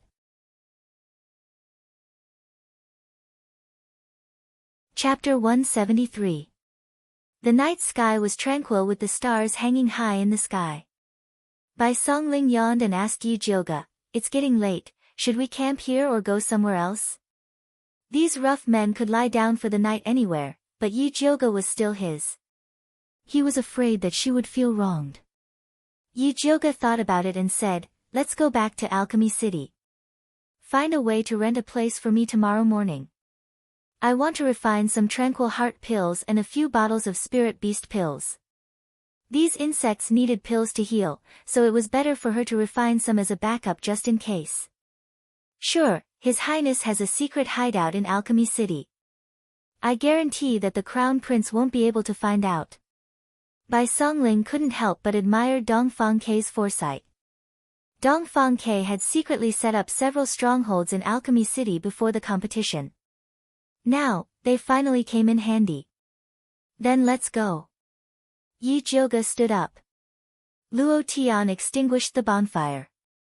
Yi Yu dug a hole to bury the leftover rabbit skeleton. Bai Songling cleaned her precious iron bowl and put it away. There was still 2 hours until daybreak. Yi Jioge, Bai Songling, Luo Tian, and Yi Yu had to disguise themselves or else they would be captured. Disguising was also a necessary skill for Yi Yu. He painted his face yellow, and after a few fiddles, he turned into an ordinary young man. Dressed in coarse blue clothes, he looked like a servant from a rich family. Luo Tian, on the other hand, painted his face black and pretended to be a silent guard. Bai Songling put on a slanted eyebrow and a goatee. He wore a sapphire blue robe and instantly became a rich landlord. At first, Bai Songling suggested that Yi Jioge pretend to be a landlady and become his wife, but Yi Jioge refused. She had already made up her mind. She rubbed some medicinal powder on her face and turned into a middle-aged woman with high cheekbones, a mean expression, and fine wrinkles on the corners of her mouth. "You look like Guangxi." Yi Yu frowned. This face reminded him of a painful memory. "That's the effect I want." Yi Jioge did it on purpose. "That's too risky." Bai Songling also disagreed. They had to tuck their tails between their legs when they entered the city, but Yi Jioge pretended to be someone that the evil cultivator had once disguised as. Wouldn't that attract more attention? Nothing ventured, nothing gained. The best defense is offense. Yi Jioge naturally had her reasons for doing so.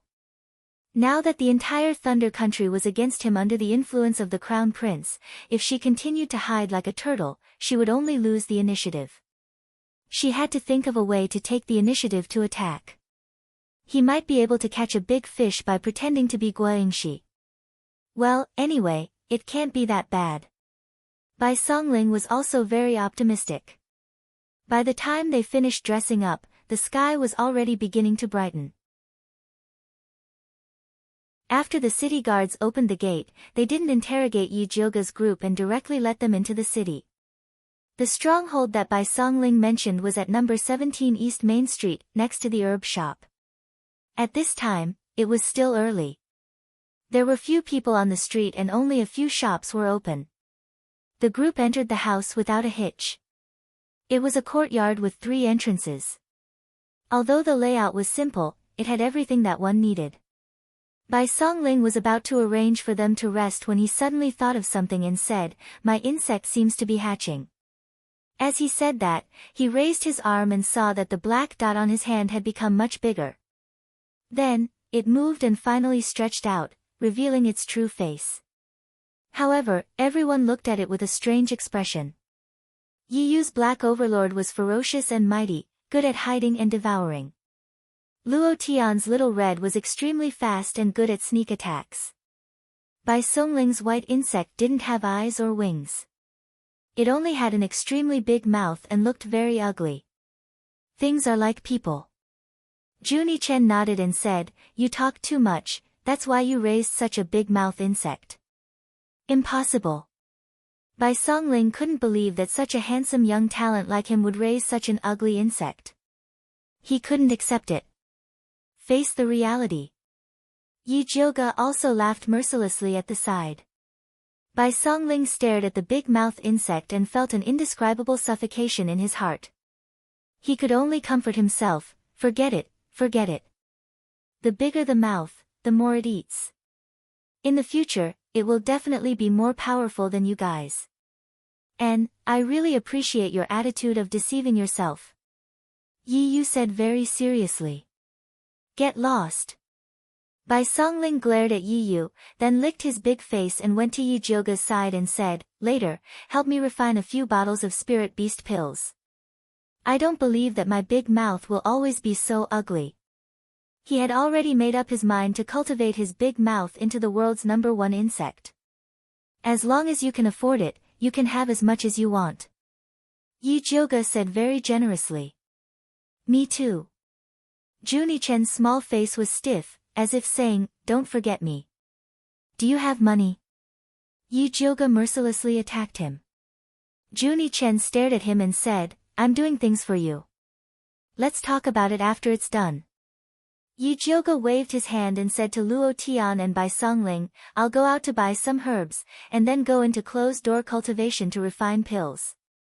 Don't stay here, hurry up and investigate the whereabouts of the remaining 2 rank 2 alchemists. It would be best if you can find out the whereabouts of Guoyingshi. If she's fine, it would be best. Yi, your injury has not healed yet. Stay by my side and take care of me. Yes. Luo Tian and Bai Songling received their task and left together. Juni Chen also followed Luo Tian and left. Yi Jioga counted the money and left the house with Yi Yu, ready to buy some herbs. The originally bustling herb shop looked a little deserted today, and the shop assistants all looked listless. Yi Jioga picked the biggest herb shop and walked in. The moment the shop assistant saw her, he quickly greeted her enthusiastically. Guest, what do you want? I want to buy some herbs. After Yi Jioga handed over the purchase list, she asked casually, I see that there are very few people on the street. Is the herb business not good during this time? Hey, don't say it. It's all because of the evil cultivator. That evil cultivator killed many people who came to do business here. Who dares to come here now? The shop assistant said while picking up the herbs. It said that the evil cultivator leader was killed by Master Yun's granddaughter, Yi Jioga. I don't know if it's true or not. Of course it's true. I heard that even her father announced that he was no longer her father's daughter. Another shop assistant said. Yi Jioga didn't care about these rumors, but Yi Yu's face turned cold and said, Don't talk nonsense without evidence. The shopkeeper standing behind the counter immediately scolded the 2 shop assistants. Have you finished picking up the herbs? You talk too much. I invited you here to work, not to gossip. The 2 shop assistants did not dare to say anything more. They quickly picked up the herbs and enthusiastically sent Yi Jioga away. Yi Jioga had just left the pharmacy with the medicine bag when Yi Yu whispered behind her, Someone is following us.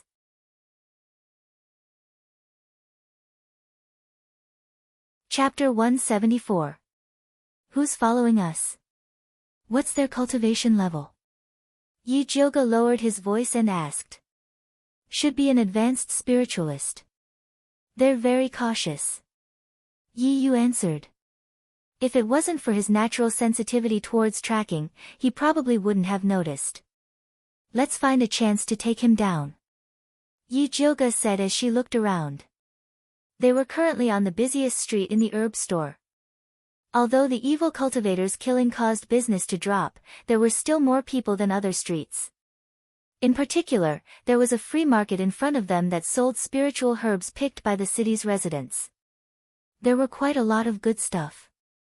Many low-rank alchemists were there with their followers. It was very lively with people coming and going. Yi Jioga had an idea, so she turned around and walked towards the market. After turning left and right, she walked into a small alley. During this process, Yi Yu and Yi Jioga were already separated from each other by the crowd. Yi Jioga kept walking along the dirty alley. The further she went, the more secluded it became. At this time, she could feel someone following her. The aura was very well hidden. If she didn't look carefully, she wouldn't have noticed. When she reached a dead end filled with junk, she turned around and asked, Friend, why don't you come out and have a good talk? The person didn't make a sound. The alley was dead silent. Since you don't want to come out, don't blame me for being rude.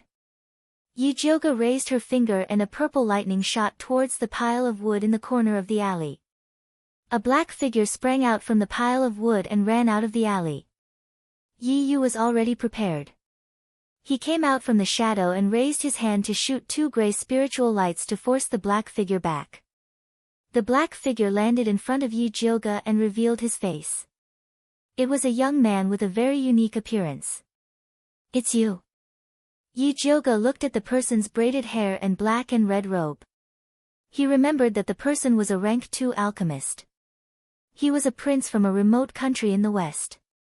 He seemed to be called Oh Yongsan. You recognize me? Oh Yongsan's light brown eyes sized up the disguised Yi Jioga. There are only a few rank 2 alchemists in the city. It's not strange that I recognize you. But why are you following me? Yi Jioga asked with a stern face. Because you look like a friend of mine, Guangxi.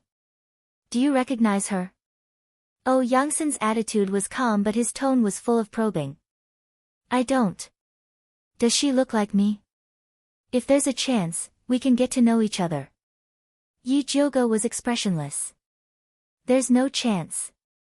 Oh Yangsen shook his head and said word by word, she's dead.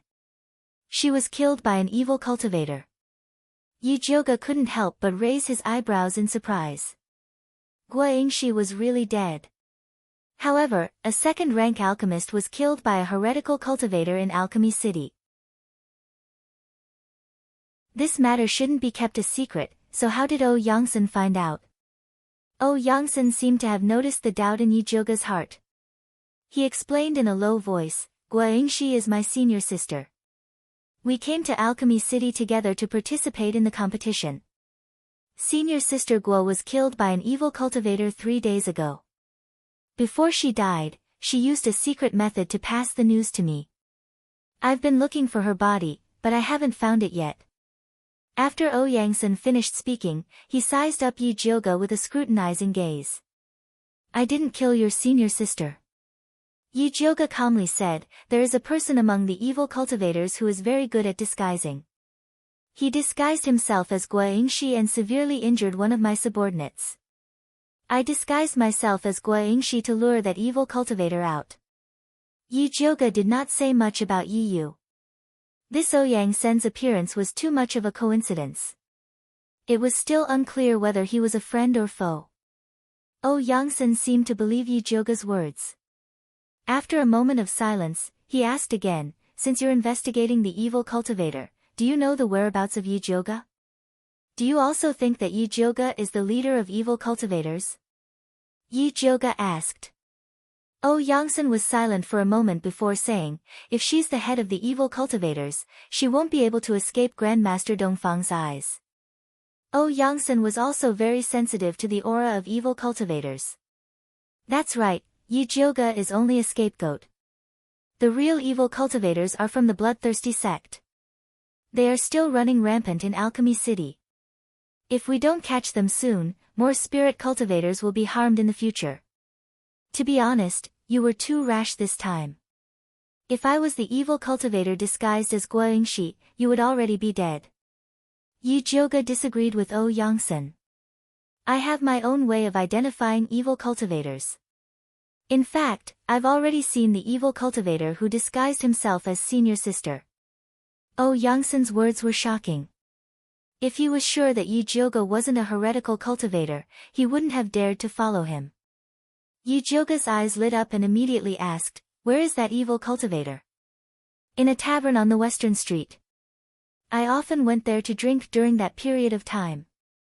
He must have purposely waited there for me to take the bait. Oh Yangsen recalled the situation at the time. The evil cultivator's disguise was too perfect. If he didn't already know that senior sister was dead, perhaps he really would have fallen for it. Since he hasn't succeeded yet, he probably won't give up on you. You're in danger right now. Do you want to cooperate with us? Yi Jioge acted like he was trying to kidnap Little Red Riding Hood. Are you sure you can deal with those evil cultivators? Oh Yangsen didn't believe him. Although he really wanted to avenge his senior sister, he didn't want to throw his life away. Yi Jioge calmly said, you have no other choice. Of course she was confident in dealing with heretical cultivators. However, she and Oh Yangsen were still testing each other, so there was no need to tell him her trump card. Oh Yangsen's expression constantly changed. It was clear that he was struggling inside. He knew very well that he was being targeted by heretical cultivators. He would have to face them sooner or later. Senior sister Guo's cultivation was higher than his, but she still died in the hands of a heretical cultivator. Needless to say, he would die. Even so, he could not afford to easily believe that the two spiritualists in front of him were obviously in disguise. You don't have to make a decision in a hurry. This communication talisman is for you. If you need anything, let us know immediately. We'll rush over to save you. However, heretical cultivators have always been strange. It's better to take the initiative than to be attacked. Think about it carefully. Yi Jioge took out a communication talisman. This thing was expensive. She only got 3 of them. Even Yi Yu and Wan Xiang couldn't bear to give them to Yangsen. Thank you. Yangsen took the communication talisman. Needless to say, Yi Jioge's actions made him feel more at ease. He started to seriously consider the possibility of cooperation. I still have something to do. Excuse me. Yi Jioge said goodbye and left with Yi Yu.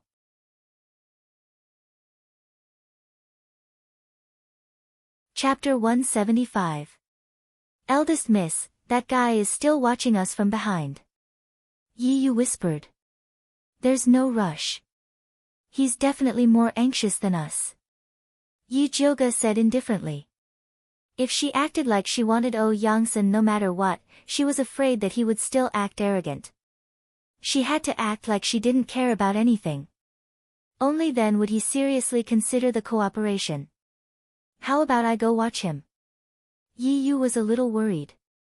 There were only 2 second-rank alchemists left in the city. If Yangsen was also killed, it would be even more difficult for them in the future. That's fine, but you have to be careful. If you meet Lu Yunfei again, take more pills. Big Sis doesn't have anything, but I have a lot of pills. Yi Jioge stuffed a few bottles of Clear Heart pills and Passion Fire pills into Yi Yu's hands. In fact, Yi Yu's stealth was very good. It was just that Lu Yunfei's charm technique was too strong. A hot-blooded young man like him was easily affected by her. Yi Yu awkwardly took the pills. Previously, he was a little distressed about the pills. He wouldn't use them unless it was absolutely necessary. If he could take a few in advance, he wouldn't be so easily bewitched by Lu Yunfei's charm technique.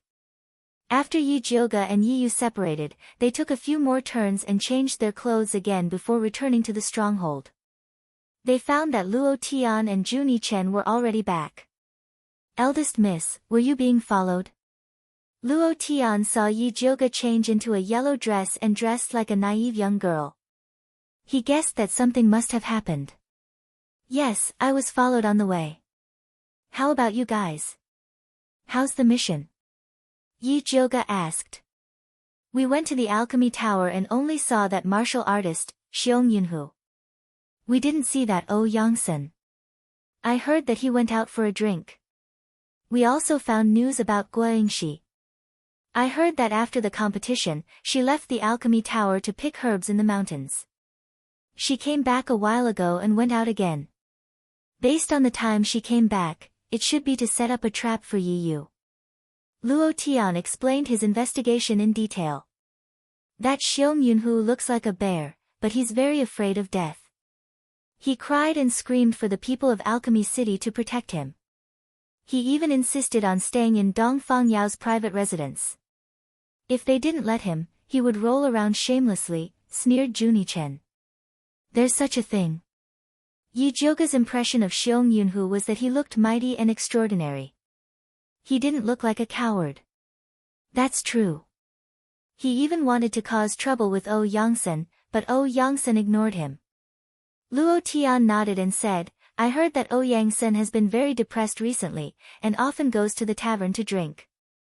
Although evil cultivators were rampant in Alchemy City and the situation was tense, most of the spiritualists who were killed outside the city, so no one dared to leave the city.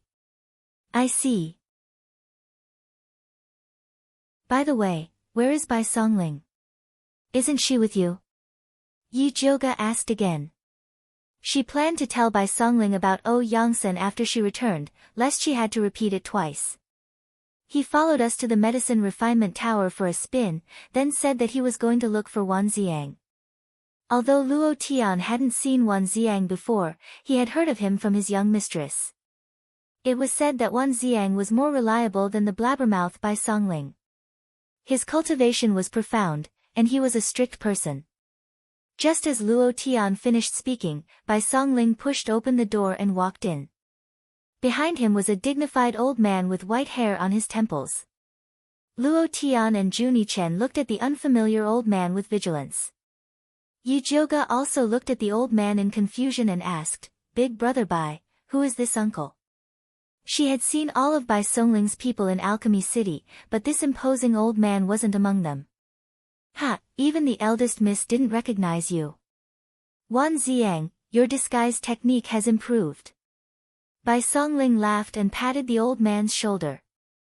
The old man wiped his face with his hand, revealing a handsome face that seemed to have been carved by a knife. It was Wan Ziang.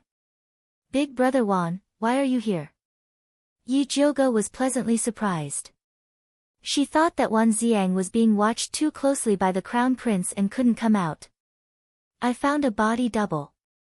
Wan Ziang gave a simple explanation. He had been in the justice ministry for so long and learned many tricks from all walks of life. He didn't bother using them in the past, but he couldn't care less at this critical moment. Yijioga asked, "How is my little sister? Does she know about fifth concubine's death?" Yi Rui was now imprisoned in Alchemy City because of her. She didn't even get to see fifth concubine one last time, so she felt a bit guilty. "Fourth Miss Yi and your maids are under Li Zijuan's protection. They are currently safe, but I was afraid that she would be too excited to hear about her mother's death, so I hid it from her. On the other hand, your maid, Hua Dai, went missing some time ago. Li Zijuan's group found her corpse outside the city. Just like Gong Hengyu, she was skinned and had her blood sucked out. I saw her corpse and it didn't look like she had just died. It was more like she had been dead for a while." Wan Ziang spoke in a grave tone. Although his military power was taken away, Grandmaster Dongfang and Li Zijuan didn't restrict his movements and would notify him if anything happened. Yijioga asked, "When did Hua Dai go missing?" In fact, she had already guessed that Hua Dai was already dead. The Hua Dai who accused her that day was most likely the evil cultivator who was good at disguising himself. She had to admit that the evil cultivator was really powerful. Although she had some suspicions at that time, she still couldn't see any clues. The day Yi Yu was injured by Lu Yunfei. Wan Ziang's words confirmed Yijioga's speculation. She told him about seeing Oh Yangsan in the medicine shop and finally said, "According to the current situation, the evil cultivator should have pretended to be Hua Dai to accuse me, then pretended to be Guo Yingxi to lure Yi Yu into the trap, and now he wants to harm Oh Yangsan. That Oh Yangsan really doesn't know what's good for him. He's still dawdling even when he's about to die. If it was me, I would have directly tied him up and brought him back." Bai Songling said while rubbing her hands. "Our identities are shameful. If you tie him up and he runs away in anger, wouldn't we lose everything?" If she could tie him up, Yijioga would have kept Oh Yangsan alive for the new year. Eldest Miss is right. With the current situation, Oh Yangsan will cooperate with us sooner or later. What we need to do now is to plan how to use him to catch those evil cultivators. Wan Ziang said in a deep voice. That evil cultivator in disguise is not difficult to catch. I'm just afraid that Lu Yunfei will follow us. I'm afraid that we won't be able to stop them from joining forces. Bai Songling sighed. If they were in Shangjing, he would have directly asked Dongfang Ke for a few dozen martial artists to kill those evil cultivators. However, they were now the scapegoat and had to sneak in and out. If they mobilized a large number of people, before Lu Yunfei could make a move, the Crown Prince could lead a team to destroy them.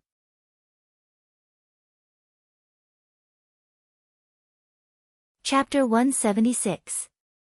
This is indeed a problem. It would be best if we could separate them and defeat them. Wan Ziang had already heard about Lu Yunfei's methods from Bai Songling. He was also very afraid of Blood Bell and Blood Sharp Sword. I have a way to lure Lu Yunfei away. Yijioga said. What way?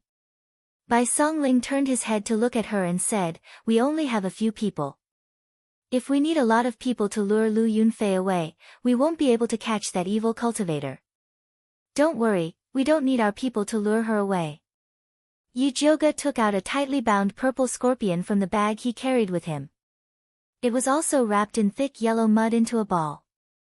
Wan Ziang carefully looked at the scorpion and asked, This is the scorpion that lured you to the pile of rocks? Yes. Yi Jioga nodded. Damn, then what are we waiting for? Quickly blow this guy up. Bai Songling screamed.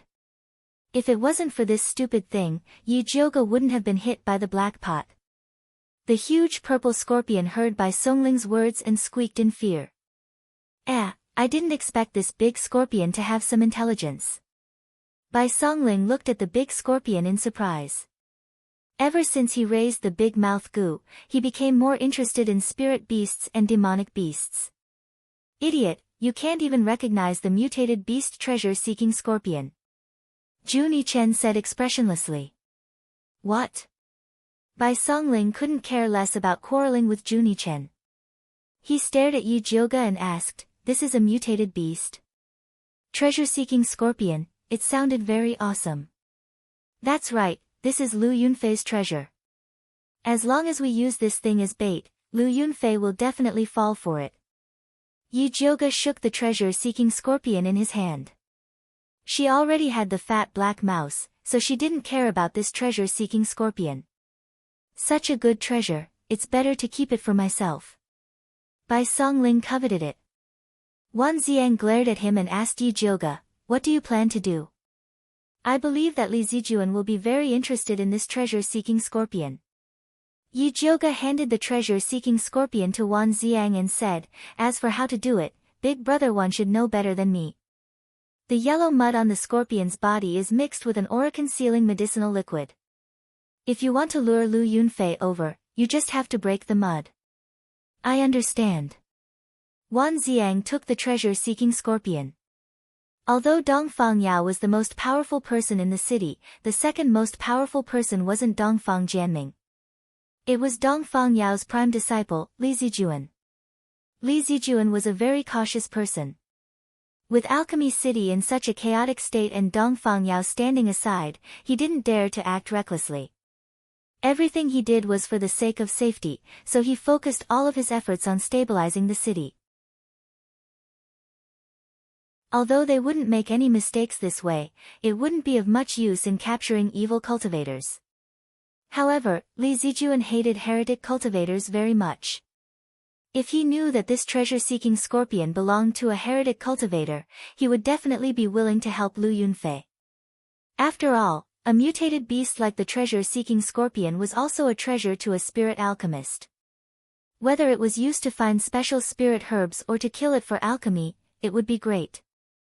Yi Jioga stood up and said, all right, I'll leave the matter of capturing the disguised heretic cultivator to you guys. I'll go and refine some pills. Wan Ziang, Bai Songling, Luo Tian, and Zhu Nichen weren't mediocre people. With Yangsan's trap and the treasure that lured Lu Yunfei away, it was more than enough to plan an encirclement. There was no need for her to participate. It was more practical for her to refine more tranquil heart pills and spirit beast pills. Go! Bai Songling and Zhu Nichen spoke in unison. They glanced at each other and snorted at the same time before looking away. They both wanted to use spirit beast pills to raise Gu, but Yi Jioga couldn't refine a lot this time. If they wanted to get more spirit beast pills from Yi Jioga, they had to perform well. The two immediately ignited their battle spirits and swore to take down the disguised heretic cultivator. Yi Jioga went into seclusion for 2 days and 2 nights and refined a total of 38 bottles of tranquil heart pills and 16 bottles of tranquil heart pills. As for the emotionless fire pill, spirit recovery pill, and chi replenishing pill, she also refined some of them. When she opened the door and walked out, her legs were soft and her body looked like it had been hollowed out. Eldest miss, are you all right? Luo Tian looked at the bruises under Yi Jioga's eyes. It was as if she had been punched twice. Even her snow-white skin couldn't hide her exhaustion. He sighed in his heart. He didn't expect that Yi Jioga, who looked so fairy-like and delicate, would be quite terrifying when she fought with all her might. If he followed such a talented and hard-working person, he wouldn't be any worse off in the future. I'm fine. How's Yangsan? Yi Jioga felt that 2 days was enough for Yangsan to think. If he still didn't agree, then he shouldn't blame her for using violence. Yangsan already sent a message yesterday. He agreed to cooperate with us to lure the heretic cultivator. Luo Tian said. Then what do you plan to do? Is the plan ready? Yi Jioge had been busy refining pills for the past few days and didn't have time to participate in their discussion. It's all ready. We plan to let Ou Yangsen leave the city and pretend to escape. Then, we'll set up an ambush outside the city. Wan Xiang has also prepared everything. We're just waiting for you. Luo Tian said.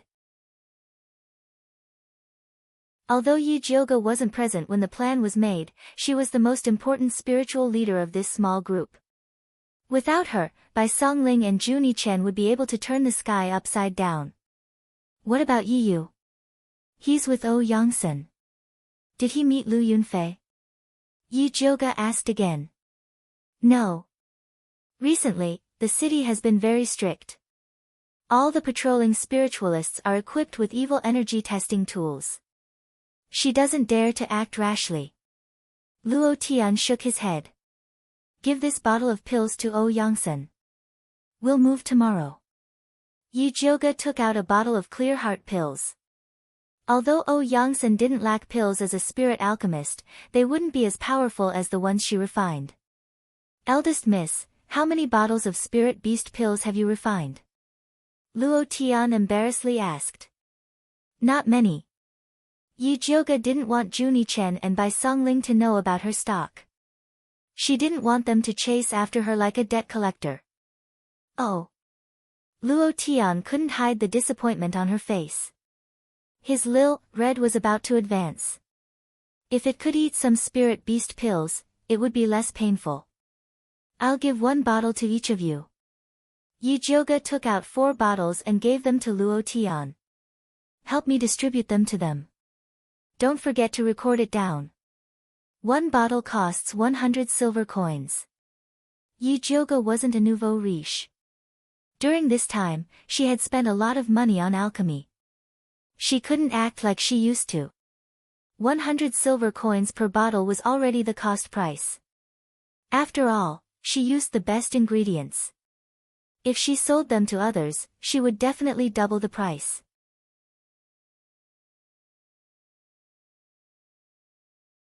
Chapter 177. I'll definitely deliver the pills to them.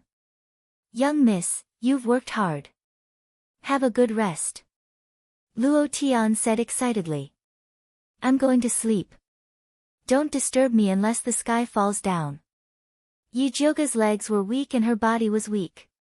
She floated back to her room and fell asleep as soon as her head touched the bed.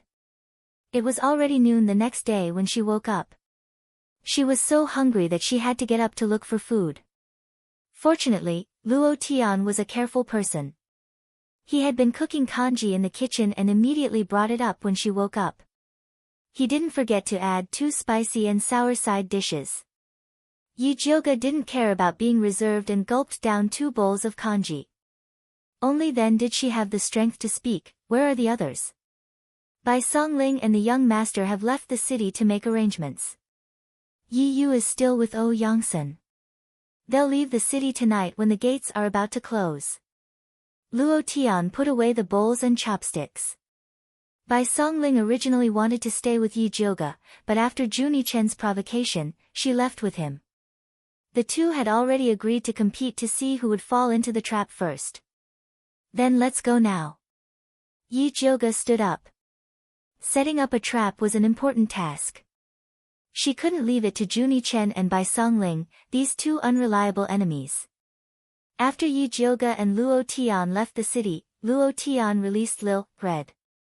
The once big-bellied Lil Red had changed into a new appearance. His 2 small eyes were full of vigor. They were no longer long, but round and fat. He looked very rich, like a chafer. The 2 cicada wings on its back had become very strong. Dragging 2 more scorpions wouldn't be a problem anymore. Go find the young master.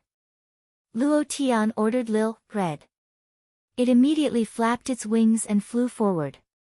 Yi Jioge and Luo Tian quickly followed behind Little Red. The 2 ran for almost 4 hours before arriving in front of a hidden cave. The cave was overgrown with weeds and a short crooked tree. It was hard to notice if one didn't look carefully. Yi Jioge and Luo Tian didn't go in immediately. Instead, they let Lil Red check the situation so that it wouldn't ruin Bai Songling and Juni Chen's arrangements. Not long after Lil Red flew in, the big mouth flew out together with it. After eating the bottle of spirit beast pills given by Bai Songling, the parasite insect, which originally only had a big mouth, also underwent some changes. The most obvious change was that its mouth had become smaller. It had a delicate head, a pure white body, and a pair of faintly glowing wings. It looked quite elegant, but no one knew what special use it would have. The two goo worms circled around in front of Luo Tian and landed on his shoulders. "Eldest miss, you can go in now," Luo Tian said to Yi Jioge. Yi Jioge followed Luo Tian into the cave. The entrance was a long and narrow path. After turning a corner, it was a completely different world. The cavern was very spacious, and there were a few openings on the walls. He had no idea where they led to. After Big Mouth flew to one of the caves, Bai Songling popped her head out and greeted Yi Jioge, "Miss, you're here." Juni Chen also emerged from another hole and looked at Yi Jioge with a reserved expression. "How's your setup?" Yi Jioge looked left and right but didn't see any clues. "Almost done, I guarantee that the bloodthirsty sect's evil cultivators won't be able to return," Bai Songling said proudly. "With me around, I guarantee that the bloodthirsty sect's evil cultivators won't be able to survive," Juni Chen rushed to say. "So confident?" Yi Jioge opened his spiritual eye and searched around carefully.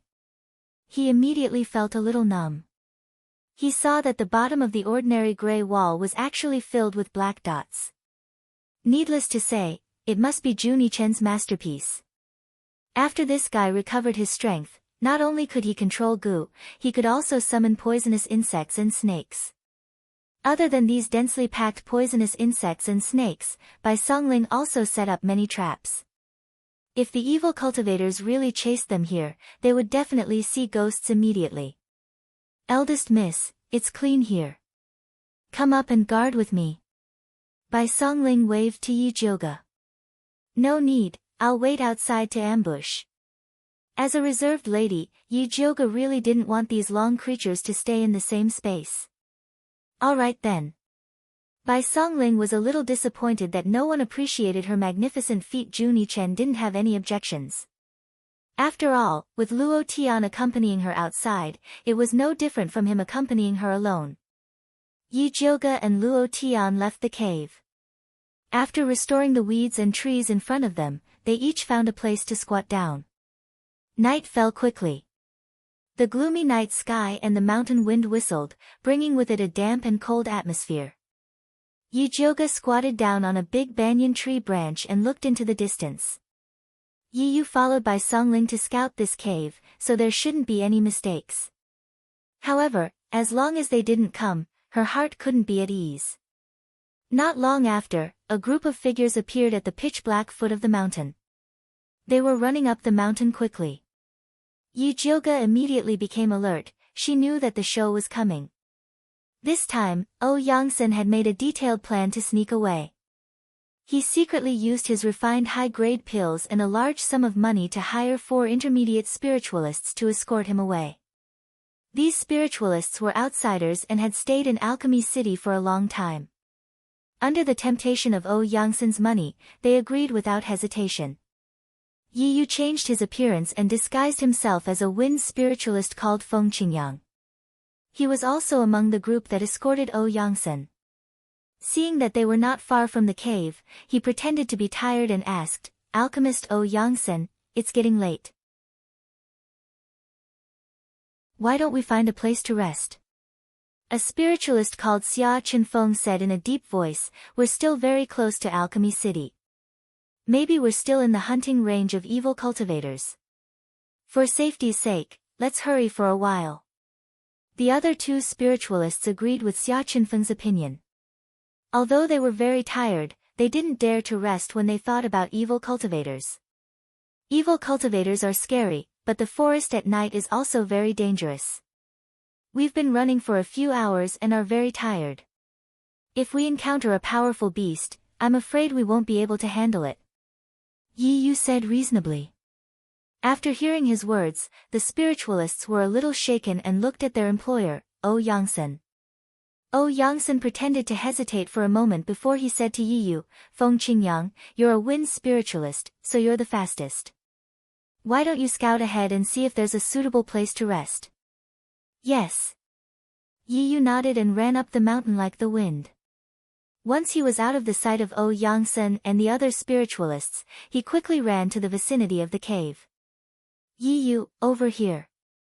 Yi Jioga waved at Yi Yu from under the banyan tree. Yi Yu took a few steps and arrived next to Yi Jioga. Are Bai Songling and the others ready? I'll bring Yangsen over in a moment. Are they ready? Did the disguised evil cultivator follow us? Yi Jioga asked. I'm not sure, but Yangsen hired 3 spiritualists to escort him. I suspect that one of them is a disguised evil cultivator. Yi Yu said in a deep voice.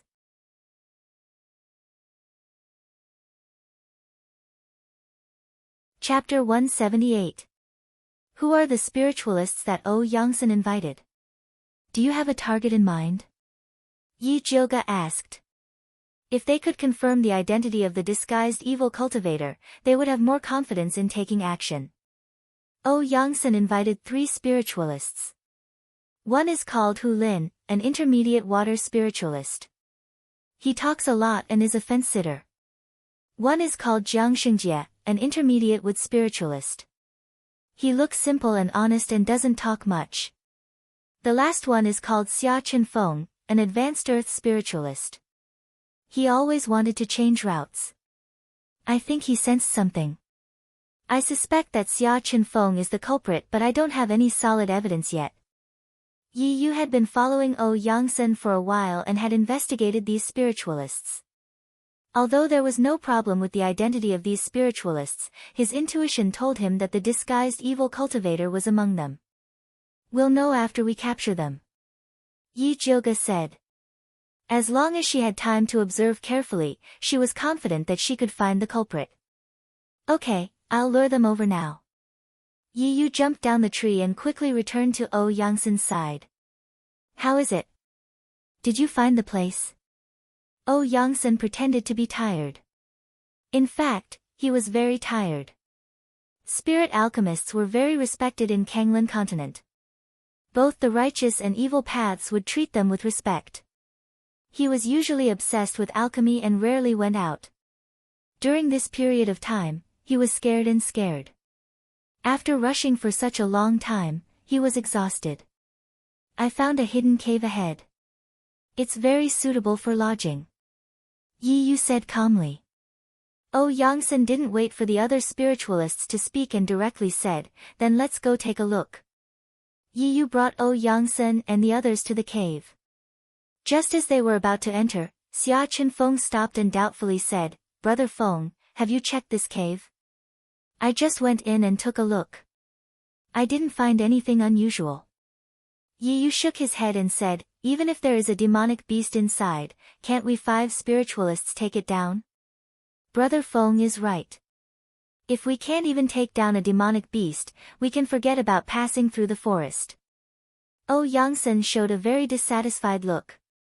He had spent so much money to hire someone to escort him, but in the end, the guard was afraid of death and was overcautious.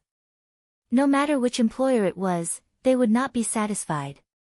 I just think it's better to be careful. Since Brother Feng is so sure, then just pretend I didn't say anything, Xia Qinfeng said with a straight face. Let's go in. Yi Yu lit a torch and walked into the cave first. Yangsen and the others also walked in. Xia Qinfeng carefully searched the cave once. Seeing that the inside was empty, but there were many holes above, he immediately said with some dissatisfaction, Brother Feng, do you know where these holes lead to? It's just a few empty holes. If Brother Xia is afraid, you can just seal them up. Yi Yu swept a clean spot on the ground and called Yangsen over to sit. Yangsen sat down next to Yi Yu, then raised his head and said to Xia Qinfeng, Xia Qinfeng, aren't you an Earth-type spiritualist? Sealing a few holes shouldn't be a difficult task for you, right? Hu Lin and Jiang Xingjie also sat down, looking like they didn't want to leave. Xia Qinfeng had no choice but to use his Earth-type spirit energy to build 3 yellow walls to seal the holes. After finishing, he was a bit tired, but he didn't want to sit with the others. He found a quiet corner and took out his dry food and water bottle to eat. Alchemist Ouyang, come, have some water. Hu Lin attentively handed over his water bottle. No need, I have my own. Ouyang took off the water bottle on his waist and politely refused Hu Lin. Before he came here, Yi Yu had already warned him that there might be a disguised evil cultivator among the 3 guards, so he must not get too close to them, let alone eat anything they gave him. Hu Lin didn't feel embarrassed after being refused and continued to smile. He continued to talk to Ouyang, Alchemist Ouyang, have you thought about where to go after leaving Alchemy City? I've been out for so long, I really want to go home. Ouyang said with a normal expression. He only asked Hu Lin and the others to escort him to the capital and he would walk the rest of the way. Sigh, Alchemist Ouyang is quite unlucky. You traveled thousands of miles to participate in the competition, only to encounter something like this. If it weren't for the evil cultivators, it wouldn't have been difficult for you to win the competition. Hu Lin flattered. Sigh, it's good enough that I'm still alive. I don't dare to think about the competition. Ouyang bitterly smiled. Hu Lin patted his thin chest and said, Alchemist Ouyang, don't be afraid. With us here, we will definitely protect you. Hu Lin was small and didn't have much offensive power, so he had always been doing poorly. It was rare for him to have a second-rank alchemist by his side. He really wanted to hug Ouyang's thigh and call him father. Xia Qinfeng held the water bottle and sneered. He didn't hide his disdain for Hu Lin at all. The one with the surname Xia, I've tolerated you for a long time. Alchemist Ouyang invited you here to be his bodyguard, not to be his boss. Who are you acting weird all day? Brother Feng found such a good place, yet you're still so picky. What's the meaning of this? Hu Lin shouted at Xia Qinfeng in dissatisfaction. Surnamed Feng doesn't even say anything. What are you pretending to be? Xia Qinfeng put down the water bottle and sneered. You. Hu Lin was so angry that he was trembling. However, Xia Qinfeng was a small realm higher than him, so he was no match for him. Hu Lin looked at Yi Yu, wanting to find help. However, he saw that Yi Yu was resting with his eyes closed, as if he didn't want to cause trouble. Coward! Hu Lin scolded in his heart and went to win over Jiang Xingjie. Brother Jiang, don't always look like a taciturn gourd. Otherwise, you won't even know when people come knocking. Hearing this, Jiang Xingjie just laughed and continued to collect firewood. Soon, he set up a bonfire rack. It was humid deep in the mountains at night, and it got colder as the night went on. Not only could a bonfire drive away the cold, it could also drive away wild beasts. Therefore, the others were happy to see him start a fire. Seeing that 1 or 2 people ignored him, Hu Lin felt that there was no point in it, so he obediently shut up. Although Yi Yu was resting with his eyes closed, his ears were eavesdropping on the movements around him. Originally, he had some doubts about Xia Qinfeng.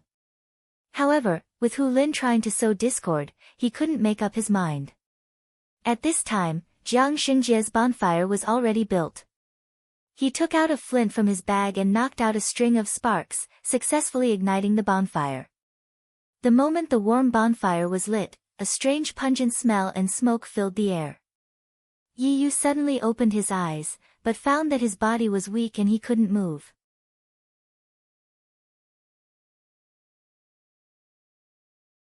Chapter 179. Yi Yu's body was numb, and his head was dizzy. He felt a sharp pain in his arm. Black Tyrant, who was hiding under his sleeve, bit through his skin and began to take the poison. The others weren't so lucky. Hu Lin's eyes rolled back and he fell to the ground. Xia Qinfeng was furious, but he also couldn't resist. Oh Yongsan was a bit better and still had the strength to point at Jiang Xingjie, who was squatting by the fire, and scolded, "Who are you? Why are you plotting against us? Ha, who do you think I am?"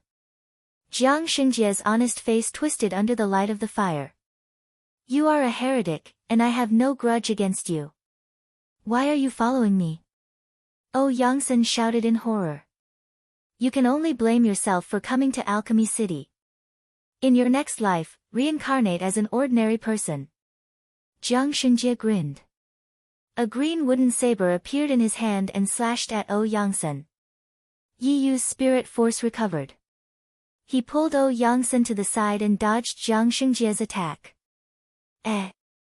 Jiang Xingjie's saber missed and looked at Yi Yu in surprise. "Brat, you can still move after being hit by my muscle-weakening powder. Do you have some treasure on you?" With that said, the blue spirit force around his body surged. His cultivation actually went from mid-rank to high rank. Then, the wooden saber in his hand turned into a spear and stabbed at Yi Yu with a sharp light.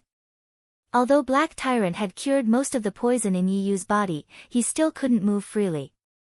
Not to mention, he was carrying Oh Yongsan. Seeing that Jiang Xingjie's saber was about to cut his head, he quickly shouted, "What are you waiting for?" Just as Yi Yu finished speaking, countless black wasps suddenly burst out from the wall and buzzed toward Jiang Xingjie. Jiang Xingjie's expression changed. The green light on his body immediately turned into a vine armor to block the wasp's attack. He swung his saber and attacked even more fiercely. More than half of the wasps were immediately cut down. At this time, Bai Songling's proud voice came from behind the wall, "Little mute, I told you that your little bugs are useless. Watch me." Just as he finished speaking, countless gray-green vines emerged from the ground under Jiang Xingjie's feet and tightly wrapped around his calf. Humph. Juni Chen didn't dare to show any weakness. He controlled the venomous snake to spray venom on Jiang Xingjie's body. Very quickly, a large hole was formed in his rattan armor. Yi Yu had also caught his breath. He sneaked into Jiang Xingjie's shadow and wanted to use his puppet killer to take him down. Jiang Xingjie was greatly alarmed by the repeated attacks. He knew that he had fallen into a trap and immediately lost the will to fight. He formed a seal with both hands, and the rattan armor on his body immediately burst out with a putrid black gas that filled the entire cave. The venomous snakes and bees all fell to the ground in the black gas. Bai Songling immediately held her breath and stepped back. At the same time, she took out the antidote pill. Yi Yu did not take out the medicine. Instead, he rushed forward to save the unconscious Oh Yongsan and Hu Lin. Seeing this, Bai Songling cursed inwardly and turned to save Xia Chenfeng, who was closest to him. If they were poisoned, they would have the help of the poisonous earth dragon Gu.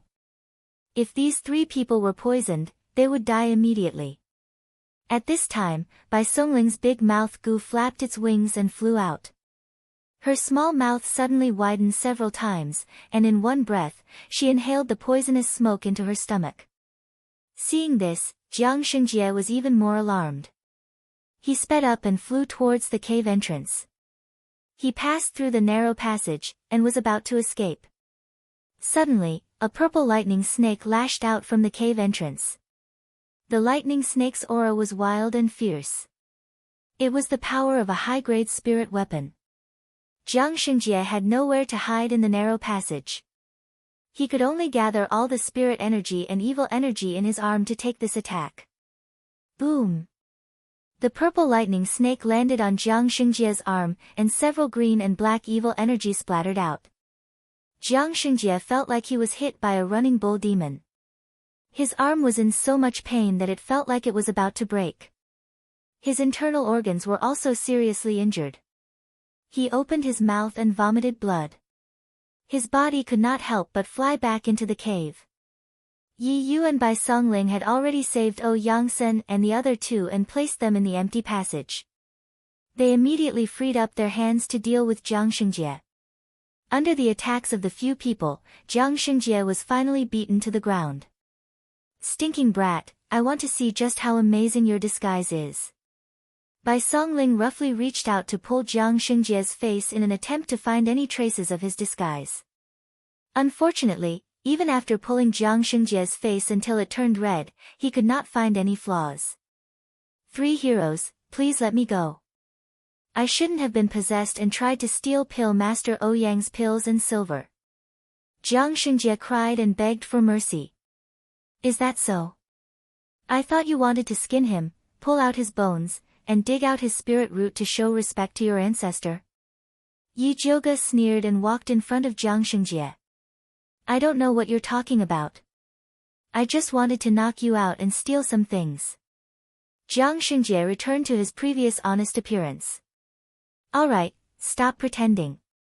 We all know that you were sent by the bloodthirsty sect and that you're the best at disguising yourself.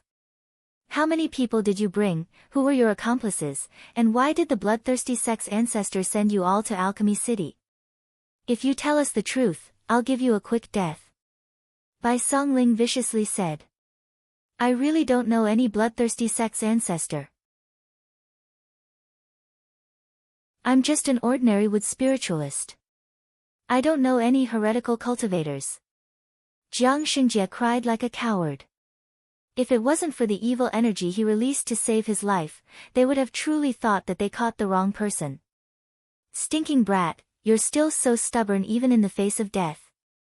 If you say you're not a heretical cultivator, then what was that black energy you released just now? Was it your dog fart? Bai Songling cursed. Brother Bai, there's no need to waste your breath on him. Cripple his arms and legs first, then slowly interrogate him. Luo Tian looked at Jiang Xingjie as if he was looking at a dead man. Their Bloodcloak tribe was exterminated by the bloodthirsty sect's ancestor, so he hated the bloodthirsty sect to the bone. Without another word, he lifted his foot and broke Jiang Xingjie's arms and legs. Jiang Xingjie lay on the ground with his arms and legs twisted unnaturally. Even though he was sweating from the pain, he would never admit that he was a heretical cultivator. Yi Yu frowned deeply.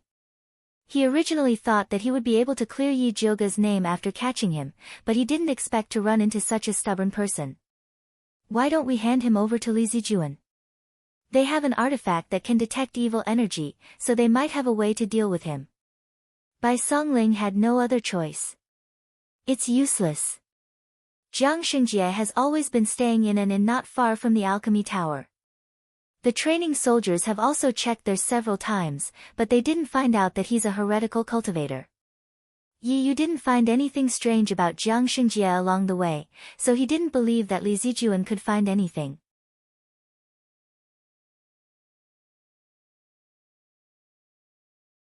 Chapter 180. Even if we can't detect evil energy, with Ouyang Sen and the others' testimony, we can prove that he is a heretic cultivator, Bai Songling said, unconvinced. If he insists that he was possessed and wanted to rob us, Li Zijuan will at most lock him up. We won't be able to achieve our goal. Yi Yu shook his head. Their goal was to clear their young miss suspicions. If they can't prove that this guy is a murderous heretic cultivator, then it's useless.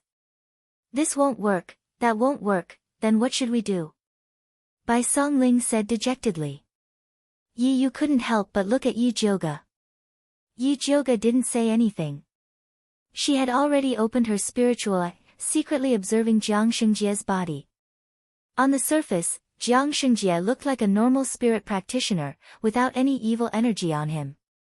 But she had just discovered something strange. Jiang Xingjie's back had a palm-sized brown wound. It looked like an old wound. But the strange thing was, every time his spirit energy moved to that wound, it would speed up. Yi Jiuge suddenly had an idea. She looked up and said to Yi Yu and the others, turn him over and press him down. Yi Yu was startled, but quickly regained her senses, flipping Jiang Xingjie over and pressing his upper body down. Bai Songling and Luo Tian pressed his lower body down. Jiang Xingjie seemed to have realized something, shouting with all his might, I am a spirit practitioner, you can't torture me, otherwise I'll go to the Spirit Practitioner Alliance and sue you for mistreating prisoners. TCH, you want to kill me, you dare to sue me for mistreating prisoners, what's wrong with me torturing you? Bai Songling sneered. Yi Jiuge ignored Jiang Xingjie's noise. She took out her thunderfire needle, injecting spirit energy into it and pierced the wound on Jiang Xingjie's waist. Before the needle even touched Jiang Xingjie, the black gas on his body rose again, his crippled hands and feet were instantly healed. He struggled with all his might, instantly throwing Yi Yu and Bai Songling away. Seeing this, Luo Tian immediately hugged Jiang Xingjie's thigh. The Blood Cloak Miao tribe, besides refining Gu, also trained their bodies. Luo Tian's body training technique was one of the best in the tribe, using all her strength to suppress Jiang Xingjie. He didn't manage to break free. Yi Yu and Bai Songling immediately turned over and pressed Jiang Xingjie down again. Jiang Xingjie struggled like a trapped beast, countless black gas burst out from his body and was absorbed by Bai Songling's big mouth Gu. Bai Songling used her spiritual power to create a green vine net to trap Jiang Xingjie, but it was useless. In the end, Yi Jioge used his lightning ability and chopped at Jiang Xingjie's neck. Jiang Xingjie's entire body twitched, his hair charred black, and he finally fainted. F***ck, I didn't expect this guy to pretend to be a pig to eat a tiger. Bai Songling wiped his sweat. He had thought that Jiang Xingjie had been beaten to a pulp. He hadn't expected Jiang Xingjie to counterattack so fiercely. If not for Luo Tian holding him down, he might have really escaped. Why did this guy suddenly go crazy? Did young mistress notice something? Yi Yu raised his head and looked at Yi Jioge. Yi Jioge squatted beside Jiang Xingjie and tore open the clothes on his back. He pointed at the old scar that was the size of a palm and said, "There's something inside. If I'm not wrong, there should be a high-grade magic artifact that can restrain evil energy inside. There's something inside." Bai Songling pressed hard on the scar on Jiang Xingjie's back and found that there was indeed something inside. It was about the size of a fist and was hard. Even if he has a magic artifact that can conceal evil energy, it's impossible to disguise it so perfectly. Yi Yu couldn't understand this point. Although he was also an expert in disguise, even if he wore a human skin mask, there would still be traces. But Jiang Xingjie didn't have any traces at all. I remember that water and wood dual attribute spiritualists can practice a technique called flesh regrowth technique. He should have used the flesh regrowth technique to fuse his skin with the victim's human skin mask. Look, other than the scar on his back, the color of his skin is very well proportioned. This is not normal. Yi Jioge heroically tore Jiang Xingjie's clothes apart. Yi Yu, Bai Songling, and the others were speechless. But Luo Tian didn't care. Their Miao tribe girls were much more valiant than Yi Jioge. Taking off a man's clothes was really nothing. He carefully observed Jiang Xingjie's exposed naked skin and found that it was well proportioned as if it had been dyed.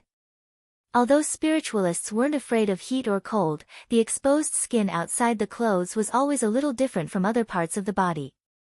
Especially the huge difference between men's skin, it was really strange.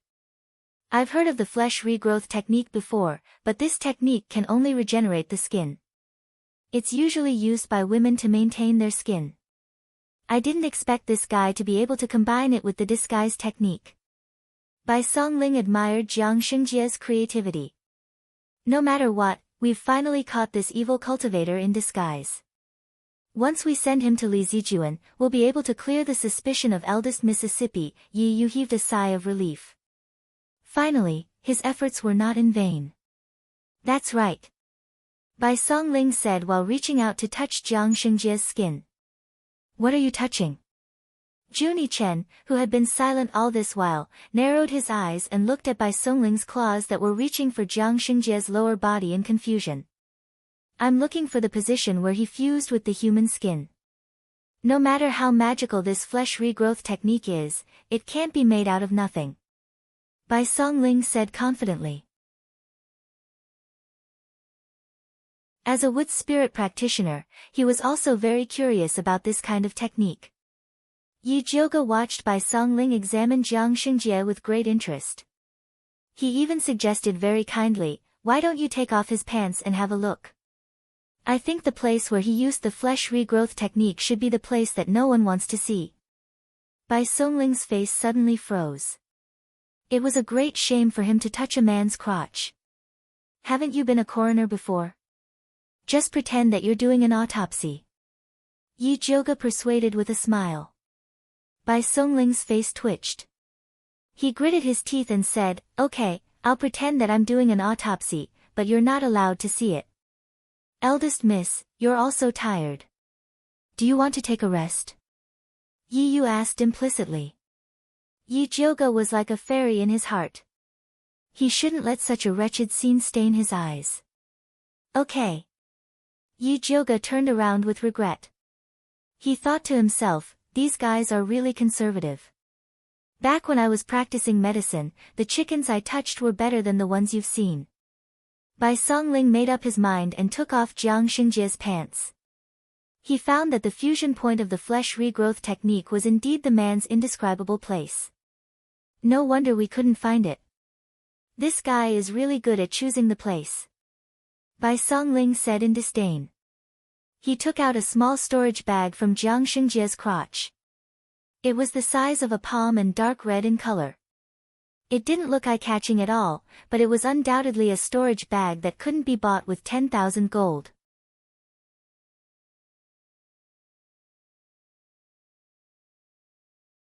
Chapter 181. Ancestor Bloodthirsty is really generous. He even gave them a storage bag, Luo Tian said with jealousy and hatred. That's right. Even when the Bloodcloak Miao tribe was at its peak, they didn't have such a thing. It wasn't that they didn't have the money to buy it, but they didn't have the connections. It was said that they could only get it in Great Soul City. Lu Yunfei also has a storage bag, Yi Yu added. He had followed Lu Yunfei for a long time and had seen her use it several times. Seems like this bloodthirsty patriarch isn't simple. Yi Jioge's face was heavy. To be able to give his subordinates storage bags, besides being rich, bloodthirsty patriarch should have some connections. Who cares if he's simple or not, as long as he's on the Spiritualist Alliance's wanted list, he will die. Bai Songling said as he violently erased Jiang Xingjie's mark in the Qiankuan bag and poured out the things inside. Human skin. Piles and piles of human skin. The human skin gave off a faint smell of blood, and the empty eyes on their faces told of their pain before they died. Bloodthirsty sect really deserves to die. Bai Songling couldn't help but kick Jiang Xingjie again. Alright, 2 kicks are enough. If you kick him to death, we'll have wasted our efforts. Yi Yu quickly stopped Bai Songling. Yeah, with these things, we can bring Jiang Xingjie to justice and clear Mrs. Suspicion. Luo Tian nodded.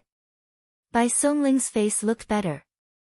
He held the storage bag and said to Yi Jioge, "Miss, although this storage bag isn't big, it can be used. Keep it for yourselves." "I don't need it." Yi Jioge shook her head decisively.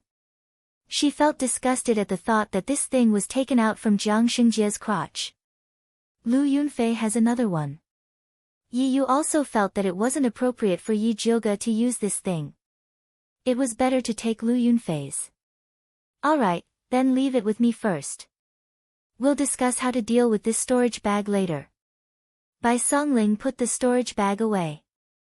Get O Yangsen and the others down first. Yi Jioge said. They were important witnesses. He was still a criminal, so it wasn't appropriate for him to show his face. Only O Yangsen and the others could clear his name. Yi Yu brought O Yangsen, Xia Chenfeng, and Hu Lin down. 3 antidote pills woke them up. Don't kill me, don't kill me. Hu Lin screamed as soon as he opened his eyes. Brother Hu, calm down.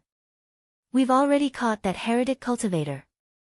Yi Yu hurriedly held him back. What evil cultivator?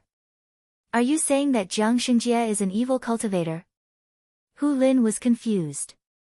He had fainted earlier, so he didn't see Jiang Xingjie's true form. Yeah. Just as Yi Yu finished speaking, O Yangsen and Xia Chenfeng woke up as well. Has the heretic been caught? O Yangsen asked Yi Yu excitedly. Yes. Yi Yu nodded. What the hell is going on? Xia Chenfeng frowned. He kept having the feeling that this fellow surnamed Feng and Ouyangsen seemed to be hiding something from him. Brother Xia, is this how you treat your savior? Although Xia Chenfeng's suspicions had been cleared, Yi Yu still did not have a good impression of him. Humph, my savior. Xia Chenfeng's eyes swept over by Song Ling and the others as he sneered, I think they're playing us like monkeys. Obviously, he had already seen that Yi Yu was using Ouyangsen to lure the heretic cultivator. Heretic cultivators are treacherous and everyone has the right to punish them. Brother Xia, you don't have to be so calculative. When we send this heretic cultivator to Medicine Master Dongfang, we will not forget your contribution. Yi Jioge tried to smooth things over. You really want to give us a contribution? Hu Lin was originally prepared to make a scene after hearing Xia Chenfeng's words, but when he heard this, he immediately changed his expression. Of course. If it weren't for your help, how could we have possibly caught this vicious criminal? Yi Jioge said in an awe-inspiring manner as if he was serious. Her most important goal was to clear her name, so there was no harm in giving the credit to Xia Chenfeng and the others. Anyway, there were still Lu Yunfei and Su Junqing, the two big heads. Catching them would be the biggest contribution. Humph. Xia Chenfeng snorted coldly and finally stopped making a scene. This guy killed my senior sister. I want him to have a taste of living hell. Ouyangsen stared fiercely at the unconscious Jiang Xingjie and pounced on him, wanting to vent his anger by beating him up. Brother Ouyangsen, calm down. Yi Yu hurriedly stopped him. Ouyangsen's fist had already landed on Jiang Xingjie's body. However, the moment he punched him, he noticed that something was wrong. The cold touch was like that of a dead person's. Ouyangsen stretched out his hand to feel Jiang Xingjie's breath and immediately cried out, how did he die? What? Bai Songling hurriedly pushed Ouyangsen away and crouched down to feel Jiang Xingjie's pulse. He really was dead. It wasn't me. I only punched him once. I didn't use any strength at all. Ouyangsen hurriedly shook his head. He committed suicide. Yi Jioge glanced at him and saw that Jiang Xingjie had died by severing his own meridians. What a miscalculation, thinking that everything would be fine after he fainted. He didn't think that he could commit suicide. This was troublesome. Even if he's dead, he's still an evil cultivator. Dragging him to Alchemy City will still be useful. Bai Songling stood up with a dark expression and said, let's not waste any more time. Let's hurry back. It was already late at night. If they rushed back at night, they would arrive at Alchemy City at daybreak. Let's go now. Hu Lin's fighting spirit was high. It would be a waste not to take such a free merit. Xia Chenfeng and Ouyangsen also felt that staying here was fraught with trouble, so they nodded in agreement. Yi Jioge's group then carried Jiang Xingjie's body towards Alchemy City. Along the way, Jun Yichen used his poisonous snakes and bees to open a path. No demonic beasts came to disturb them, so the group smoothly arrived at Alchemy City. At this time, the sky was already bright. Alchemy City had already opened its gates to check the people entering and leaving. The guards saw Yi Jioge's group covered in dust and carrying a black bag, so they immediately became vigilant. Stop, what's inside?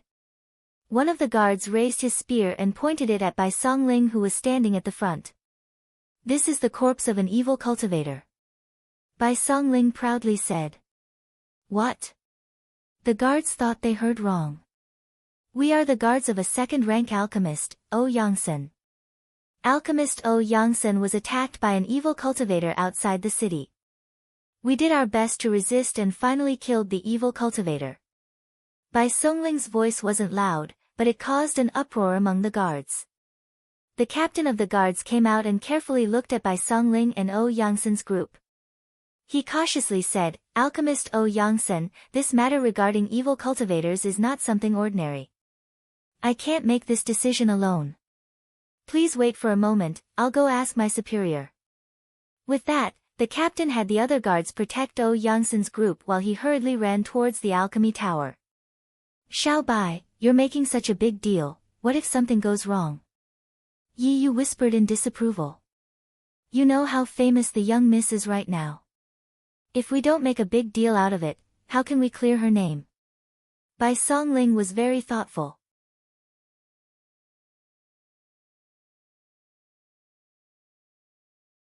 Chapter 182. All right.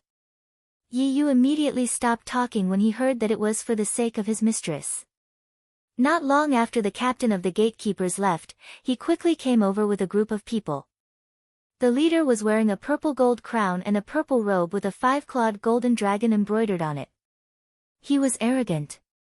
Who else could it be other than Dongfang Jianming? Why is this guy here? Bai Songling thought to himself. He had discussed it with Wan Xiang when he left the city last night. If they caught the disguised evil cultivator, they would put on a show at the city gate and Wan Xiang would come to their rescue. He didn't expect the crown prince to come instead of Wan Xiang. What was even more unexpected was that Su Junqing also came. Although they were all disguised, it would be troublesome if Su Junqing saw through them. Bai Songling couldn't help but shrink behind O Yangsen when he thought of this. Did you catch the evil cultivator? The crown prince looked at O Yangsen and the others. Before O Yangsen could speak, Hu Lin had already stepped forward and said loudly, "Yes, it was us." When he was at the city gate just now, he wanted to take the black cloth bag containing Jiang Xingjie's body to show his heroic nature. Unfortunately, no one agreed. O Yangsen and Xia Chunfeng weren't on his side, so he could only give up. This time, he finally found a chance to be in the limelight. Who are you? The crown prince glanced at the short Hu Lin, who didn't even reach his chest. He didn't believe that this weak guy could catch the evil cultivator. I'm alchemist Ouyang's guard, Hu Lin. Hu Lin said loudly. Alchemist Ouyang, didn't I tell you to wait for news in the medicine refinement building and not to go out at will? Why did you sneak out of the city? The crown prince asked unkindly. I'm not a criminal. I can leave the city whenever I want. It has nothing to do with your highness. O Yangsen replied with an unkind expression. He was also a highly respected prince in his own country, so he didn't put the crown prince in his eyes. The crown prince was about to fly into a rage, but he was stopped by Su Junqing. Su Junqing's eyes glanced at the black cloth bag that Bai Songling and the others were carrying. His expression was calm, but his heart was in turmoil. Last night, old Jiang told him to kill O Yangsen and the others outside and asked Lu Yunfei to cooperate. Unexpectedly, not long after old Jiang left, Lu Yunfei suddenly seemed to be possessed and wanted to go to a place to deal with private matters. At that time, he already felt that something was wrong. He didn't expect that something would really happen. Old Jiang was dead, and Lu Yunfei had yet to return. Things were not looking good. He had to think of a way to get rid of this group of people. Yi Jioga stood at the end of the line, secretly sizing up Su Junqing's expression. Seeing the bewilderment and even madness in his eyes, Yi Jioga was a little worried that this guy would do something. Sure enough, Su Junqing suddenly asked O Yangsen, "Is the evil cultivator you killed Yi Jioga?" Yi Jioga was crowned with a dead name. He really wanted to go up and slap Su Junqing twice. When Luo Tian, Yi Yu, Bai Songling, and Juni Chen heard Su Junqing's words, they were enraged as well. Killing intent surged from their bodies, and it looked like they were about to turn hostile. Yi Jioga immediately reached out to stop Luo Tian and Yi Yu, then raised his voice and replied to Su Junqing, "It's not Yi Jioga, it's a male evil cultivator, and he's very good at disguising himself." After that, he pressed Bai Songling down and signaled with his eyes that the overall situation was more important. Su Junqing glanced at Yi Jioga and the others with suspicion. Yi Jioga's current appearance was that of an ordinary youth, so he immediately pretended to be timid and avoided Su Junqing's gaze. Yi Yu coldly poked O Yangsen. O Yangsen immediately understood his meaning, so he took a step forward and said, "Your Highness, I'm sorry, but I'm in a hurry to find Grandmaster Dongfang with the evil cultivator's corpse." "Excuse me." "Wait."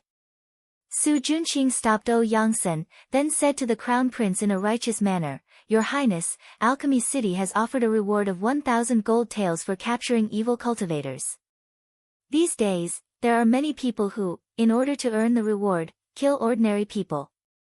This subordinate feels that it's better for you to check. You're right. The crown prince nodded, then said to O Yangsen, Bring that evil cultivator's corpse over, this prince wants to check it personally. Your Royal Highness, we risked our lives to kill this evil cultivator. I'm afraid it's inappropriate for you to take the corpse away with just a few words. Bai Songling had no choice but to lower his voice and pretend to be angry. That's right. Hu Lin quickly stood beside Ouyang Sen, raised his head and said, Our alchemist Ouyang is a rank 2 alchemist, how could he be greedy for this bounty? He could not bear to see the evil cultivators harming people, so he brought us to capture the evil cultivators. Your Highness the Crown Prince has gone too far. Brother Hu is right. Bai Songling really wanted to give Hu Lin a thumbs up. Before, he looked down on Hu Lin's ingratiating and unreasonable personality, but he didn't think that it would be a sharp weapon against the Crown Prince. The Crown Prince's face was gloomy. If it was before, he would not offend a rank 2 pill master in public. But ever since Su Junqing used the evil cultivator to help him kill Yi Jioge, he had been tied to Su Junqing. For his own great cause, he must protect these evil cultivators.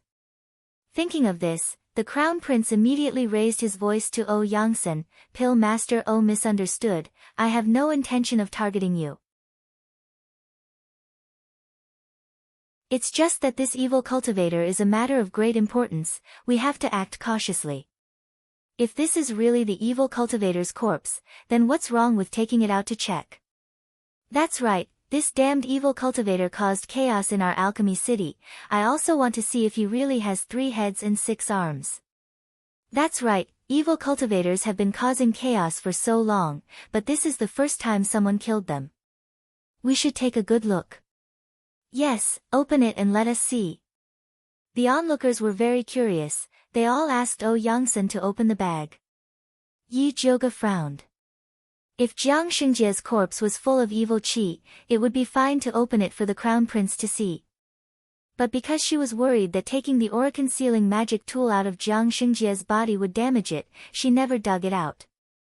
Now that Jiang Xingjie's body was an ordinary spirit practitioner, there was no way to prove that he was an evil cultivator, so naturally, she couldn't take it out for everyone to see. What, you don't dare to take it out, is there something fishy? Seeing the situation, the Crown Prince immediately said aggressively.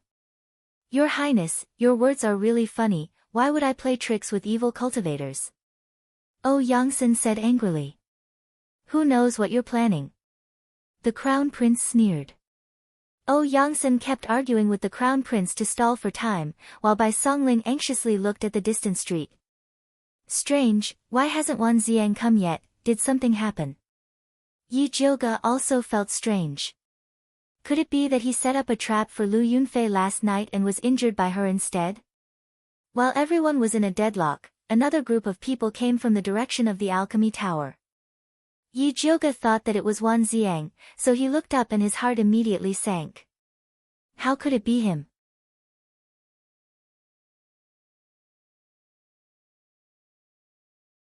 Chapter 183. This group of people was actually Yi Yuxuan. He was wearing an azure alchemist's robe. Behind him were Yi Shanshan and the guards who escorted Yi Jioge to Alchemy City. When the Crown Prince saw Yi Yuxuan, his eyes immediately lit up and he hurriedly greeted, Grandmaster Yi, you're here too. Yi Yuxuan came to the Crown Prince's side and looked at Ouyang Sen, then said, Pill Master Ouyang, I heard you killed a heretic outside the city. Yes. Ouyang Sen nodded, his attitude extremely respectful. As a pill refiner, he could look down on the Crown Prince, but he couldn't look down on the level 5 pill refiner, Yi Yuxuan. I wonder if Pill Master Ouyang can let me deal with this heretic's corpse. You know, my daughter, Yi Jioge, was bewitched by a heretic and killed innocent people. She practiced heretic arts and committed a grave mistake. I've been looking for her, this heretic's corpse might give me some clues. Yi Yuxuan said righteously, like a master.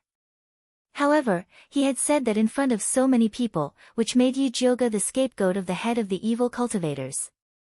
Ouyang Sen didn't say anything.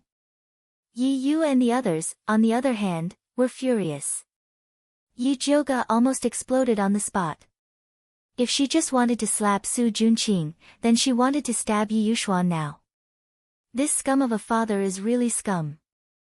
Grandmaster Yi, you can eat whatever you want, but you can't say whatever you want.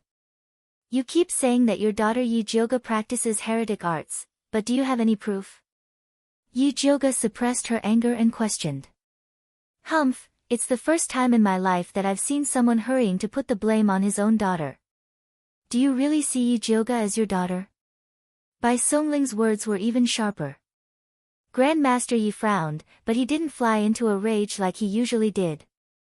In order to maintain his image as a master, he said calmly, it's because Yi Jioga is my daughter that I can't let her make mistakes again and again. Actually, when she came back from the abyss a while ago, I already noticed something was wrong with her. It's just that I cared about my family and refused to investigate. I didn't expect her to be so deranged, taking advantage of the alchemy competition to harm other spirit pill masters. It's really intolerable.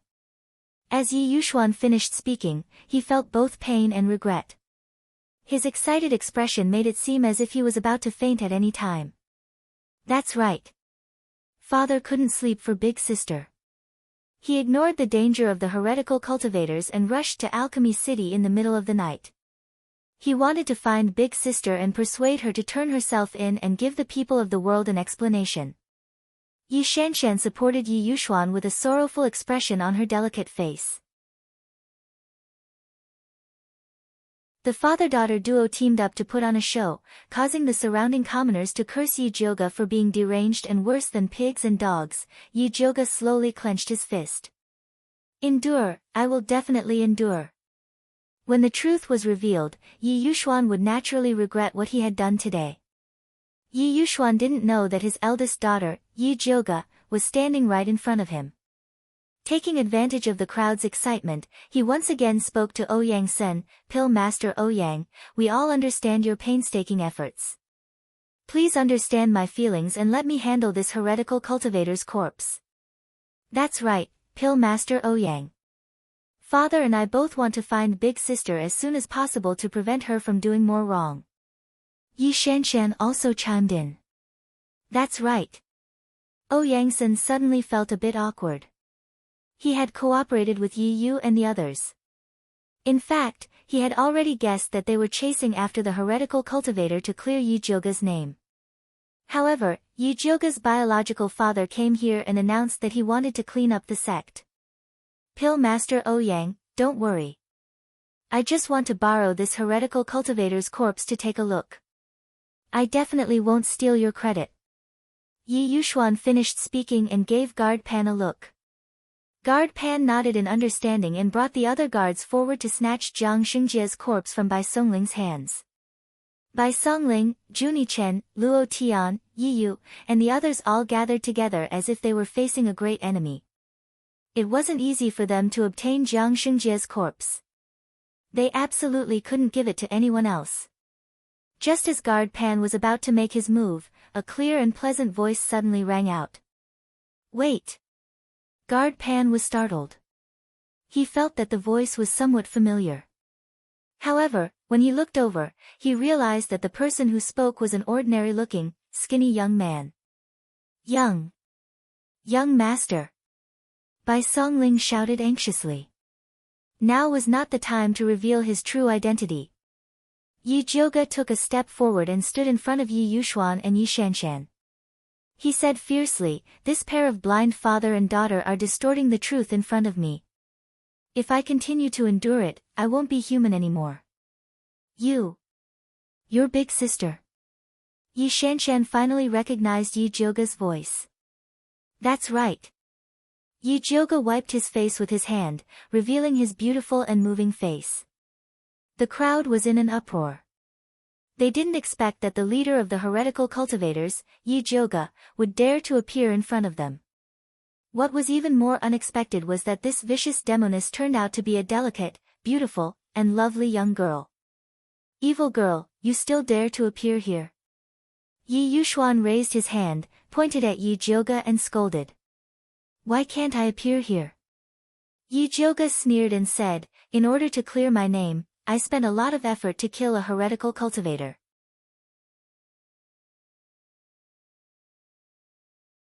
I didn't expect that my good father would indiscriminately announce in Shangjing that he and I are no longer father and daughter. Now, you've come all the way here to kill me. I really want to know what benefits the heretical cultivators gave you to push me out to be their scapegoat. What nonsense are you talking about? You're clearly the one who colluded with the heretical cultivators. How dare you splash dirty water on them? Yi Yuxuan was furious. If I colluded with the heretical cultivators, why would I kill them? Yi Jioge asked sharply. Who knows if you're up to some tricks again? Yi Yuxuan's face was very ugly. Yi Jioge's chest violently heaved up and down. She felt a breath stuck in her chest. She forcefully closed her eyes. After suppressing the pressure, she said to Yi Yuxuan in a hoarse voice, Father, this is the last time I'll call you that. I know you don't like it, but I didn't know you hate me so much. Such a big thing happened, and you didn't even give me a chance to explain. You just decided that I'm a murderer who committed a heinous crime, and even helped outsiders harm me. Do you really want to force me to death? Yi Jioge's tears followed her hoarse voice and quietly flowed down her pure white cheeks. Her words were sharp, like a hedgehog with all the spikes on her body, without the slightest bit of weakness. Because of this, her tears seemed so real, so sad, and heartbreaking.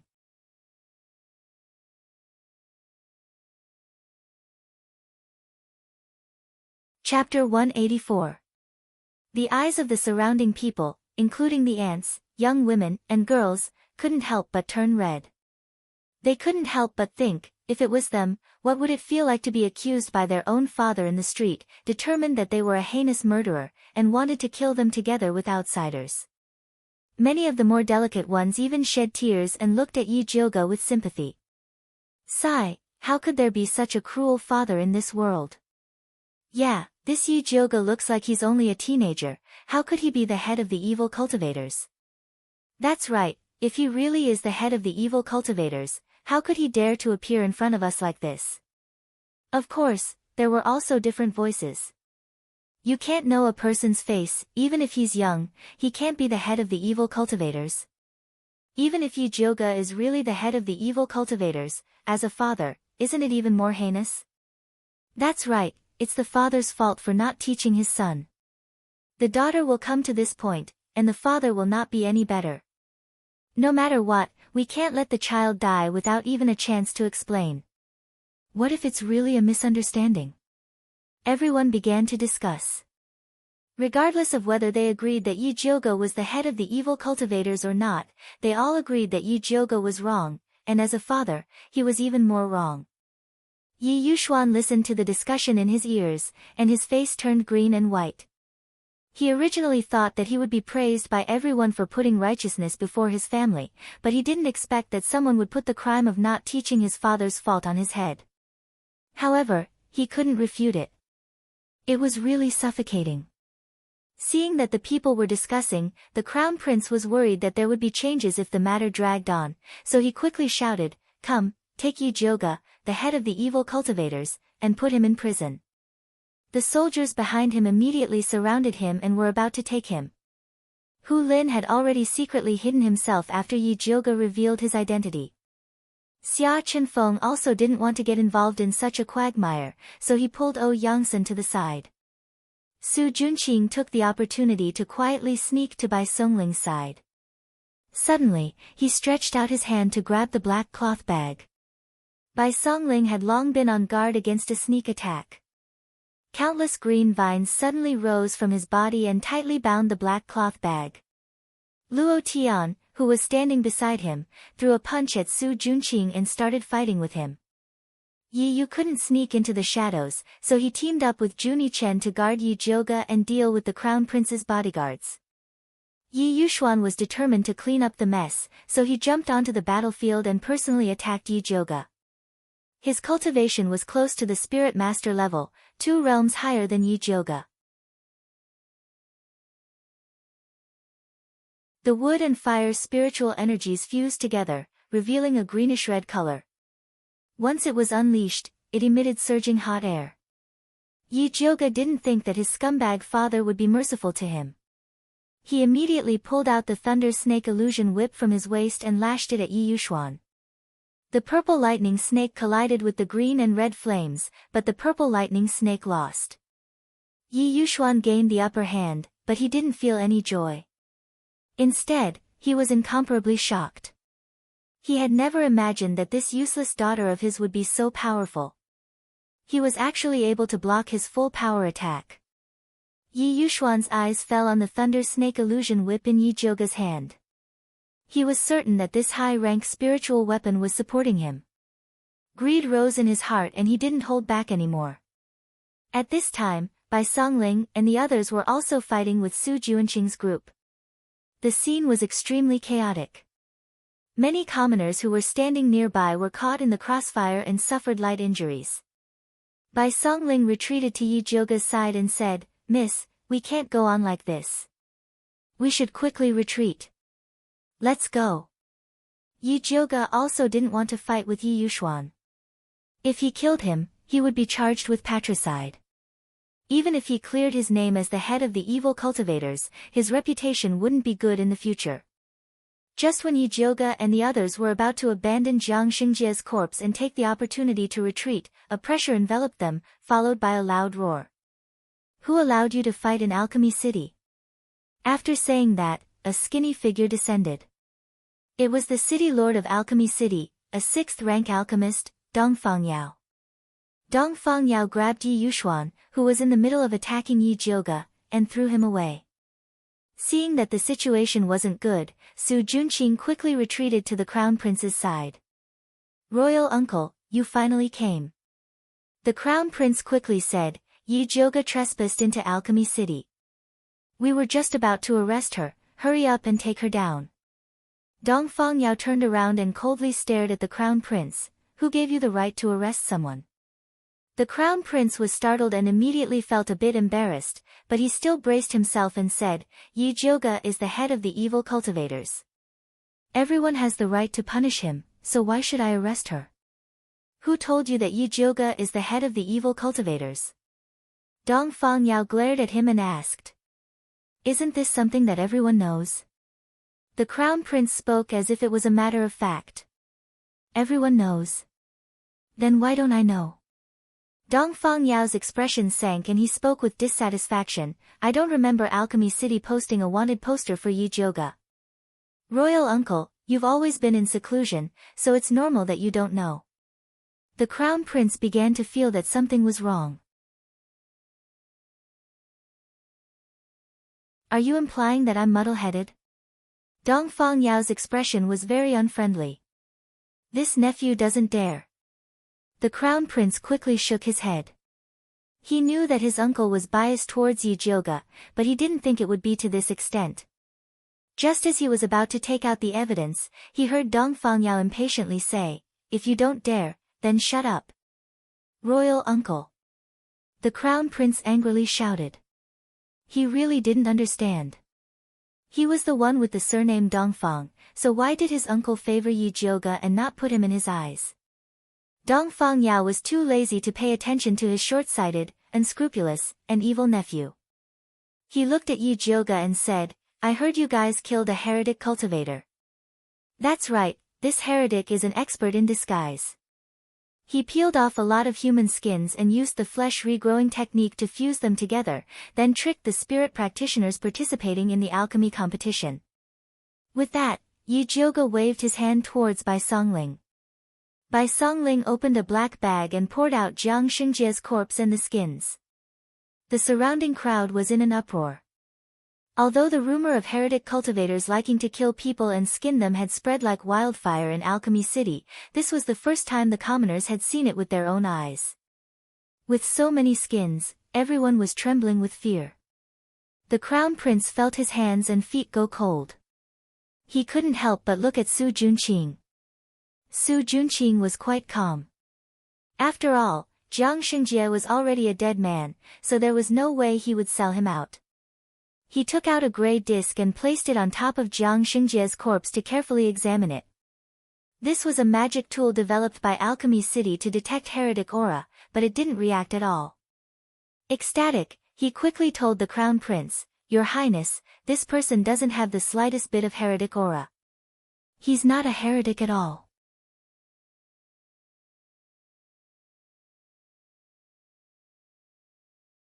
Chapter 185. The Crown Prince hurriedly looked at the gray disc. Seeing that there was no reaction, he immediately became spirited. He glared at Yu Jioge and scolded arrogantly, "Yu Jioge, you mixed an ordinary person's corpse with a pile of human skin to pretend to be an evil cultivator. What do you mean by that?" Yu Jioge couldn't be bothered to explain to the Crown Prince and only said, "He's a heretic cultivator." "Bullshit, do you think I'm blind?" The evil testing disc didn't react at all. After the Crown Prince scolded Yu Jioge, he turned to Dongfang Yao and said, "Imperial uncle, you've been tricked by Yu Jioge. She's a liar." Dongfang Yao frowned slightly. After muttering to himself for a moment, he took out a bottle of white liquid and said to the Crown Prince, "This is the evil testing water I made. If this person's body really has evil aura, the water will turn gray." After saying that, he poured some onto Jiang Xingjie's body. The white and transparent potion turned into an extremely light gray color. Dongfang Yao's heart sank. If this person was really a heretical cultivator, then the potion would turn black. The darker the color, the higher the cultivation. "Master Dongfang, this person's corpse has been living with so many human skins, so it's normal for it to be tainted with some evil energy. This kind of change doesn't prove that he's an evil cultivator." No matter what, Yi Yuxuan was a level 5 alchemist, and he had concocted the evil testing water before. "Big sister, even if you want to clear your name, you can't use an innocent person to pretend to be a heretic." Yi Shanshan looked at Yu Jioge with a pained expression. "You evil girl, you refuse to mend your ways even after repeated admonitions. Today, I'm going to get rid of you." Yi Yuxuan's hand once again lit up with a green and red flame, as if he was going to kill Yu Jioge at any time. "Wait." Dongfang Yao raised his hand and said sternly, "There's something strange about this evil cultivator's corpse. Apothecary Dongfang, I respect you as a master, but why are you helping Yu Jioge so many times?" Yi Yuxuan narrowed his eyes and looked at Dongfang Yao suspiciously, as if he suspected that they had some sort of shameful secret. After all, Yu Jioge's face was very beautiful. Dongfang Yao was originally a straightforward person, so he almost exploded from Yi Yuxuan's gaze. He and Yun Wei were of the same generation, but Yu Jioge still had to call her grandpa. He suspected that the two of them had an ambiguous relationship, which was simply pointing at his nose and scolding him for not being a respectable old man. Yu Jioge, on the other hand, was indifferent as he coldly said, "I thought that Grandmaster Yi, as a 5th-level alchemist, would be able to see through the mysteries of this corpse, but I didn't expect you to be completely ignorant. I don't know where you got the title of Grandmaster from, you are simply fishing for fame." "Yi Jioge, do you know who you're talking to?" Yi Yuxuan scolded fiercely. "Of course I know. I'm talking to an ungrateful, heartless scum." Yi Jioge's words were like knives stabbing into Yi Yuxuan's heart. As soon as these words came out of her mouth, the crowd burst into an uproar. Although Azure Billow Continent didn't pay particular attention to filial piety, it was unheard of for a daughter to insult her father in public. Yi Yuxuan was so angry that his entire body trembled. He really regretted strangling Yi Jioge to death in her swaddling clothes so that she wouldn't be so infuriating when she grew up. "Well said." Dongfang Yao clapped his hands and praised, "This Yi Yuxuan relied on your father and mother to make a fortune in the past, but now he wants to exterminate you. This kind of father is worse than a beast, you don't need him." Dongfang Yao had been operating in Alchemy City for so many years and was highly respected. He approved of Yi Jioge's actions. The surrounding commoners immediately changed their tone from condemning Yi Jioge for being unfilial to praising her for fighting against evil. Yi Jioge's expression was indifferent. She didn't show any reaction to these discussions. Instead, she turned to Dongfang Yao and said, Grandmaster Dongfang, this evil cultivator has an artifact that can restrain evil energy inside his body, so your medicine is useless. After she finished speaking, she raised her chin towards Bai Songling. Bai Songling understood and turned Jiang Xingjie over. She took out a sharp knife and cut open the skin on Jiang Xingjie's back, digging out a palm-sized red artifact that was engraved with countless talismans. As soon as the artifact was dug out, Jiang Xingjie's slightly black skin immediately turned white and green. The gray disc in Su Juanqing's hand crazily spun. The medicine that Dongfang Yao poured on Jiang Xingjie's corpse also turned black and gray. He really is an evil cultivator.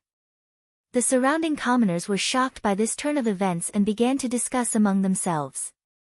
Let me take a look at this artifact. Dongfang Yao said to Bai Songling. Wait a moment.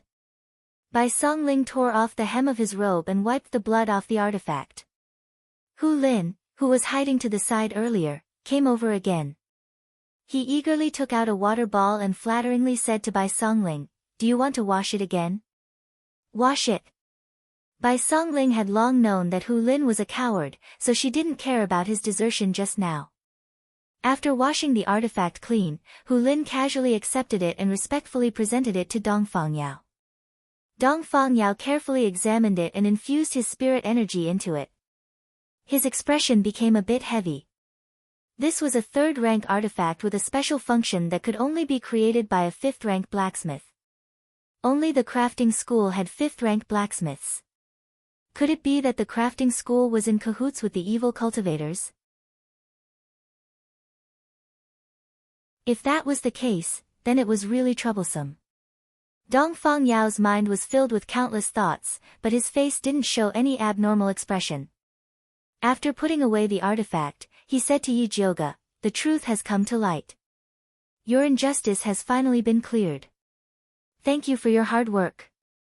Thank you, Grandmaster Dongfang, for believing in my innocence. Yi Jioge solemnly expressed her thanks. She was truly grateful to Dongfang Yao. If Dongfang Yao also believed that she was the head of the evil cultivators like the others, she wouldn't have been able to clear her name so easily. Even if I don't believe you, I still have to believe old man Yun. How could his only granddaughter become a head of evil cultivators? Is being a head of evil cultivators more profitable than being a spirit pill master? Dongfang Yao laughed. When the others heard this, they couldn't help but laugh out loud as well, all of them discussing, That's right, our Thunder Country respects spirit masters, followed by alchemists. A spirit alchemist who can cultivate both to the extreme will definitely have a bright future in Thunder Country. Only a fool would want to become the leader of the evil cultivators. Yi Yuxuan, seeing that your daughter's injustice has been cleared, why do you look so disappointed? Dongfang Yao changed the topic to Yi Yuxuan who was standing to the side. Grandmaster Dongfang really likes to joke. Jioge is my daughter. How could I be disappointed that she has been cleared of injustice? I can't even be happy for her. Yi Yuxuan forced out a smile. He now deeply regretted listening to Yi Shanshan's instigation and coming to Alchemy City to put justice before family, causing him to lose so much face.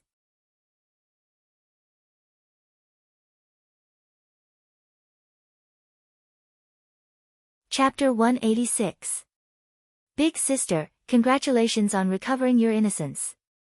I'm really happy for you.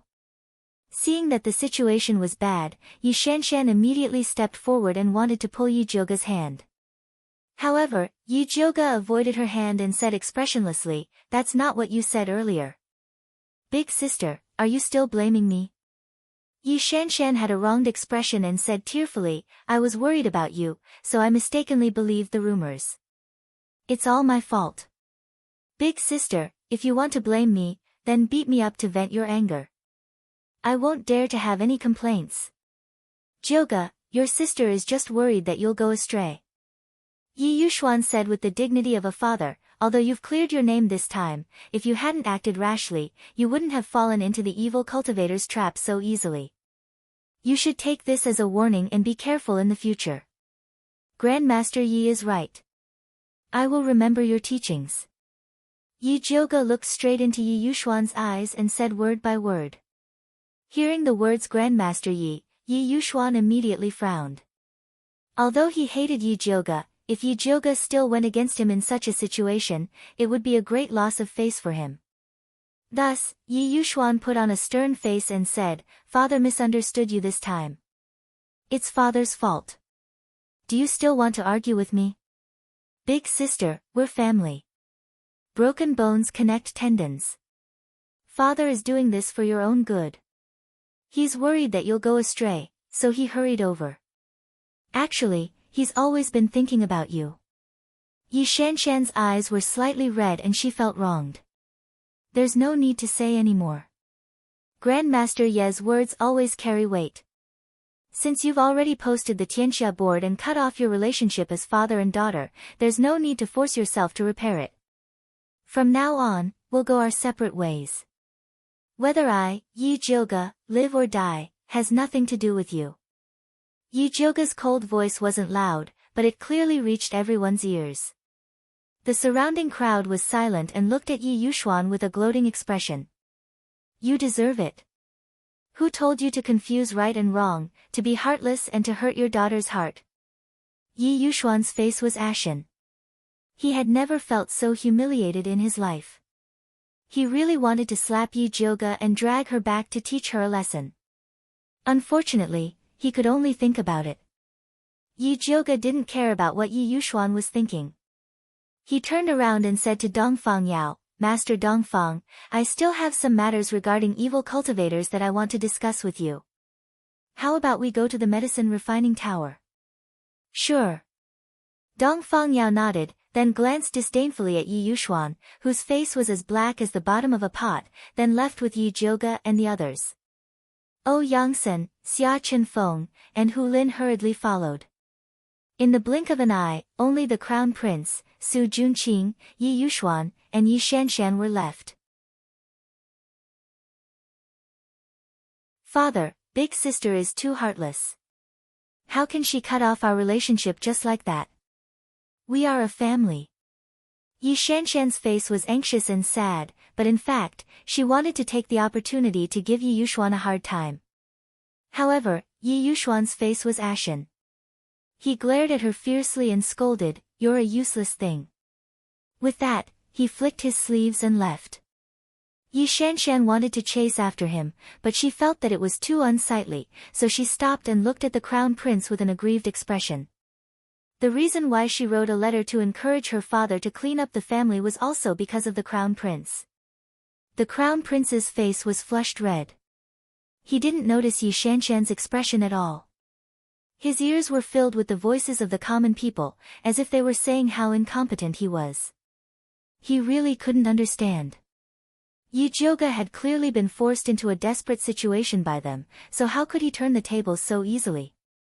Crown Prince, let's go back. Su Junqing said in a low voice, at a time like this, we have to keep our composure. Let's go. The Crown Prince turned around and led his people back to the medicine refining building. Yi Shanshan hurriedly followed the Crown Prince back to the medicine refining building's rising sky pavilion.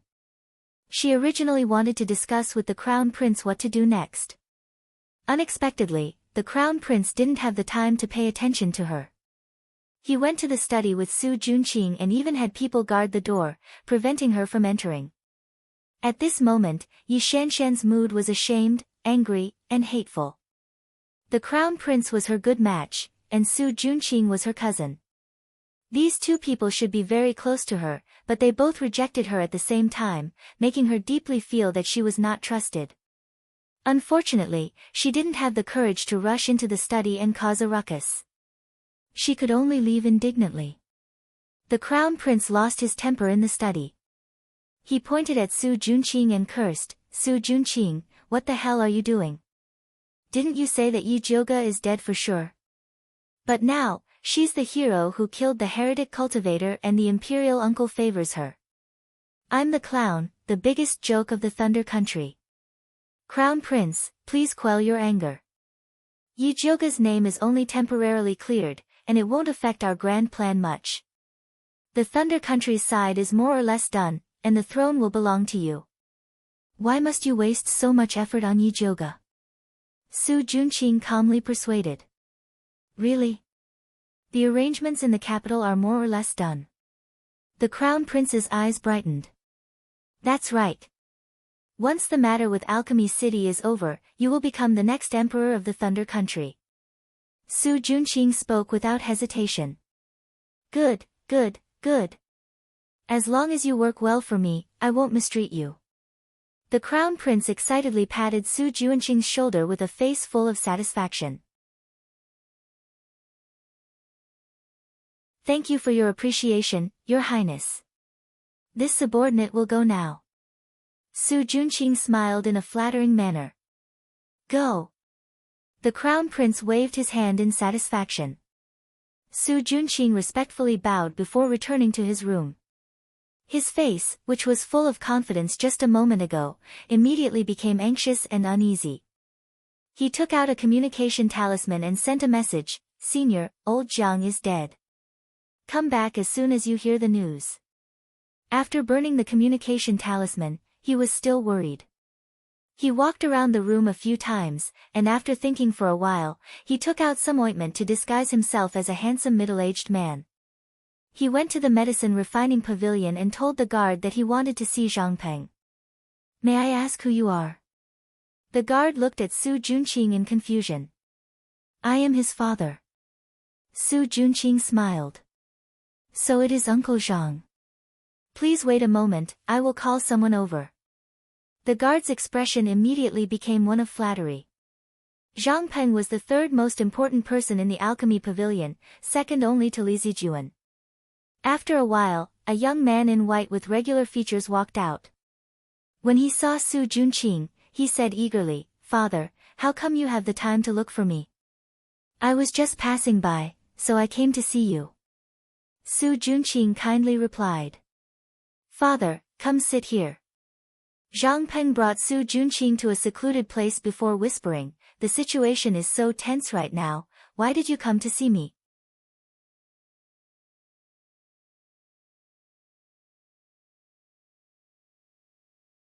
Chapter 187. I had no choice. It was an emergency, so I had to find you.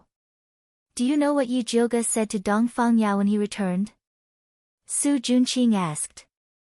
He had spent a lot of effort, money, and spells to win over Zhang Peng.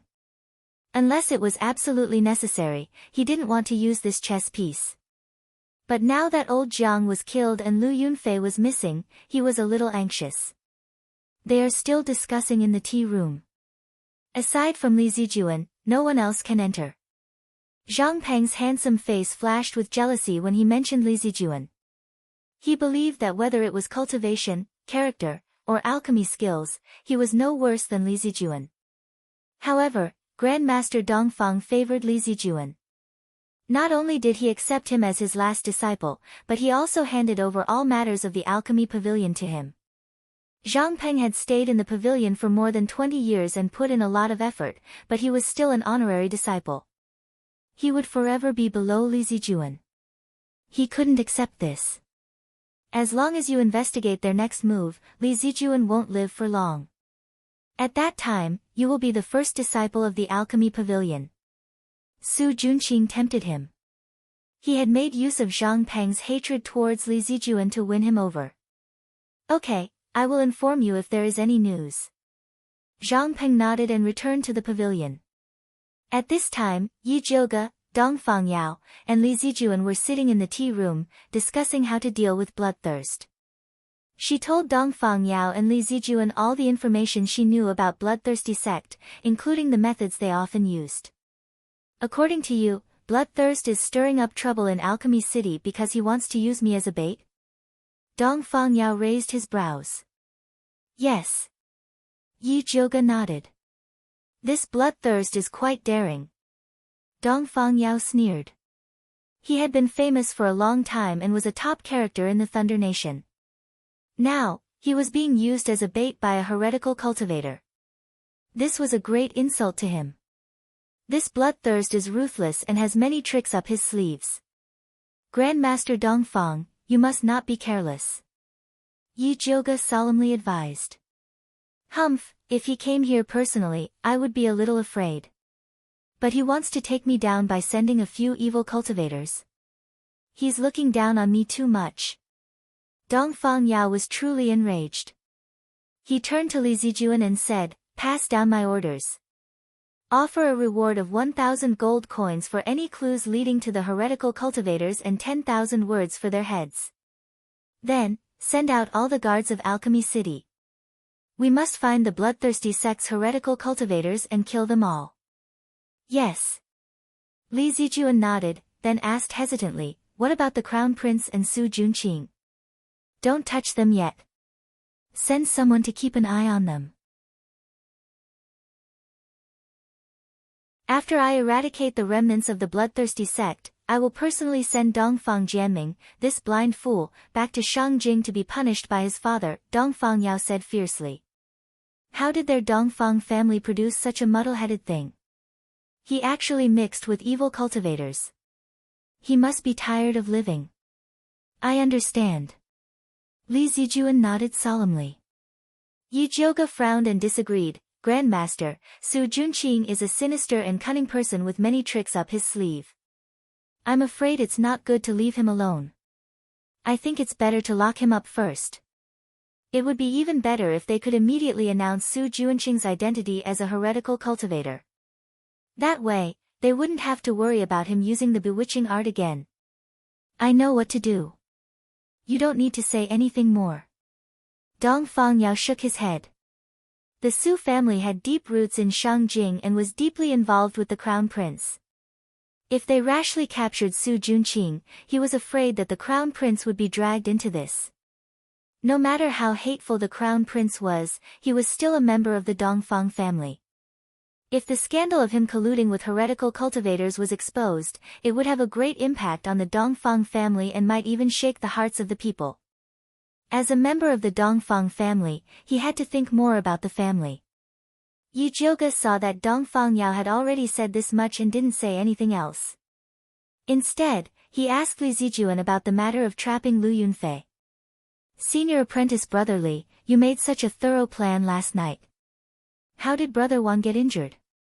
Last night, we used the treasure-seeking scorpion that you gave us to lure Lu Yunfei over. However, that woman was indeed powerful.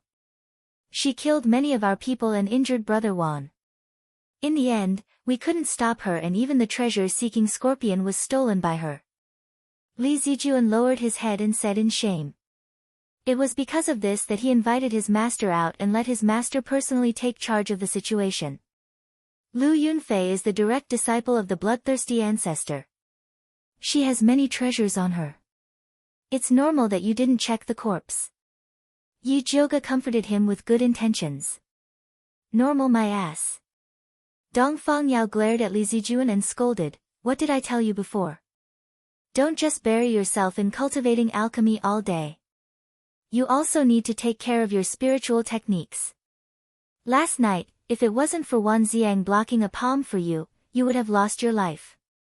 Don't think that you can protect yourself just because you have a lot of spirit guards around you. In this world, only relying on yourself is the safest. Master is right. This disciple knows his mistake.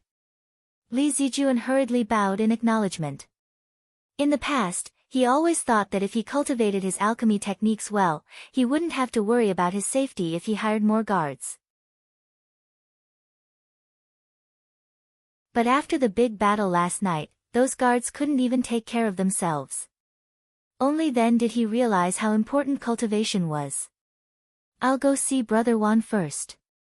Yi Jioge didn't want to listen to Dongfang Yao scold his disciple, so he stood up and said his goodbyes. I'll send someone to bring you there. Li Zijuan stood up and opened the door. Just as he was about to call for an apprentice, he saw Zhang Peng walking past him and took the initiative to ask, Senior Brother Li, what's the matter? I want to find an apprentice to bring Miss Yi to the extraordinary pavilion to see Wan Xiang. Li Zijuan said casually. I'm about to go to the extraordinary pavilion. If Miss Yi doesn't mind, let me lead the way.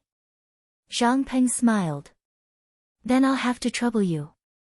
Yi Jioga didn't think too much and followed Zhang Peng to the extraordinary pavilion. Miss, you've been wrong this time. I told them that Grandmaster Yun's granddaughter couldn't be a leader of evil cultivators, but they didn't believe me. Luckily, you've cleared your name. Zhang Peng said indignantly. It's all thanks to Grandmaster Dongfang's wisdom. Yi Jioga replied indifferently. Although Zhang Peng was handsome, she inexplicably didn't like him. Grandmaster Dongfang was in seclusion and didn't have time. Now that he's come out to take charge of the situation, he'll definitely bring those arrogant evil cultivators to justice. When that time comes, I'll need Miss Ye's help. Zhang Peng continued with a smile, but his tone was full of probing. I don't dare. I'm just a weak woman. I don't dare to take on such a heavy responsibility. Yi Jioga shook her head weakly. Miss Yi, you're too humble. You're the first person to kill an evil cultivator. I heard that those evil cultivators are very cruel. Miss Yi, you must have spent a lot of effort. Zhang Peng's topic revolved around the evil cultivators. He wanted to get some information from Yi Jioga. Unfortunately, Yi Jioga's mouth was tightly sealed. In the end, it was just polite words.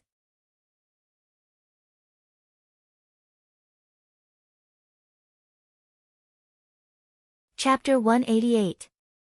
Zhang Peng walked Yi Jioga to the entrance of Extraordinary Pavilion, but he didn't get anything useful from Yi Jioga. He could only leave resentfully. Yi Jioga pushed open the unlatched door of Extraordinary Pavilion and walked into the house with light steps. At the door, he saw Wan Xiang lying on the bed with a pale face, surrounded by Bai Songling and the others. Eldest Miss is here. Ouyang Sen was the closest to the door, so he was the first to see her walk in. Where are Hu Lin and Xia Chenfeng? Yi Jioga glanced around and didn't see Hu Lin and Xia Chenfeng. They went to get their reward, Ouyang Sen replied. This is... Yi Jioga looked beside Ouyang Senator. There stood a dark-skinned, tall, and burly man. His eyes shone brightly, and his short hair stood on end. He seemed to be the level 2 alchemist Xiong Yunhu, who was scared out of his wits by the evil cultivator and insisted on staying in the alchemy pavilion. Nice to meet you, Miss Yi. Xiong Yunhu grinned, looking extremely simple and honest. Good day, alchemist Xiong. Yi Jioga nodded and thought to himself, this guy is so muscular, I really can't tell he's such a coward. Xiong Yunhu was quite good at reading expressions. Seeing that Yi Jioga was here to talk to Wan Xiang, he immediately stood up and said, I still have something to do, so I won't disturb Brother Wan's rest. Let's talk another day. Take care, alchemist Xiong. Wan Xiang nodded. I'll see you off. Ouyang Sen was the closest to Xiong Yunhu, so he took the initiative to see him off. Come visit me when you have time, alchemist Ouyang. I still have many things to talk to you about. Before Xiong Yunhu left, he repeatedly invited Ouyang Sen to look for him. Ouyang Sen readily agreed. Yi Jioga looked at Xiong Yunhu's back and turned to ask Wan Xiang, are you familiar with him? Today was the first time I talked to him. Wan Xiang shook his head. If you're not familiar, why did he look for you for no reason? Yi Jioga asked doubtfully. He probably heard that alchemist Ouyang is here, so he came to see. Wan Xiang said hesitantly. I've only met him a few times. Ouyang Sen quickly distanced himself from Xiong Yunhu. He didn't want others to think he was a coward like Xiong Yunhu. He's just a coward. If he wants to come, then come. Why bother with him so much? Bai Songling curled her lips disapprovingly and asked Yi Jioga, how did your talk with Master Dongfang go? Great Master Dongfang has already given the order to capture the evil cultivators of Bloodthirsty Sect. He will personally take action. Yi Jioga sat down in front of Wan Xiang's bed. That's good. Gong Honglei almost turned the world upside down when you were not here. Li Zijuan persuaded him to bring back Gong Hongyu's body before sending him away. Bai Songling was also a little relieved. If Gong Honglei had been present today, it would not have been so easy for Yi Jioga and the others to clear their names.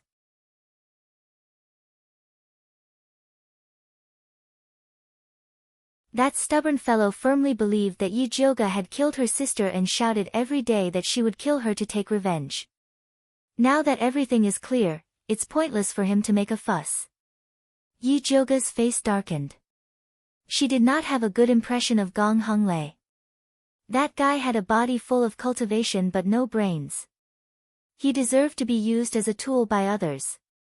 I'll write a letter to Shang Jing later and ask the emperor to issue an imperial edict to the world. Otherwise, those people will be kept in the dark and go around saying you're wrong. Wan Xiang was sincerely happy for Yi Jioga. Previously, Yi Yuxuan and the crown prince had splashed dirty water on Yi Jioga.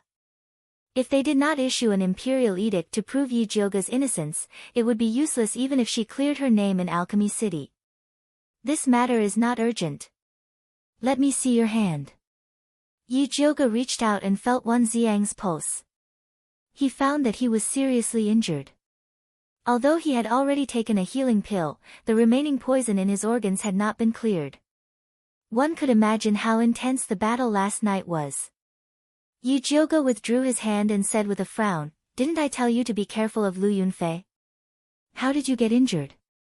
Her blood-colored bell is too powerful. None of us could stop her, but she was also injured by us." Wan Xiang did not say that Li Zijuan was careless, and that he was injured because he was trying to save someone. Little mute, give brother one a goo insect. Yi Jioga felt that Wan Xiang lost because he did not have a goo insect to detoxify the poison. Wan Xiang's usually calm face could not help but reveal a happy expression. He said in a low voice, "Thank you." Just now, Bai Songling kept showing off in front of him how powerful her big mouth goo was. It opened its big mouth and absorbed all the poison that the evil cultivator breathed out. He was really envious when he heard it, but he was too embarrassed to ask Yi Jioga for it. "What are you thanking me for? Everyone has a share of this goo insect.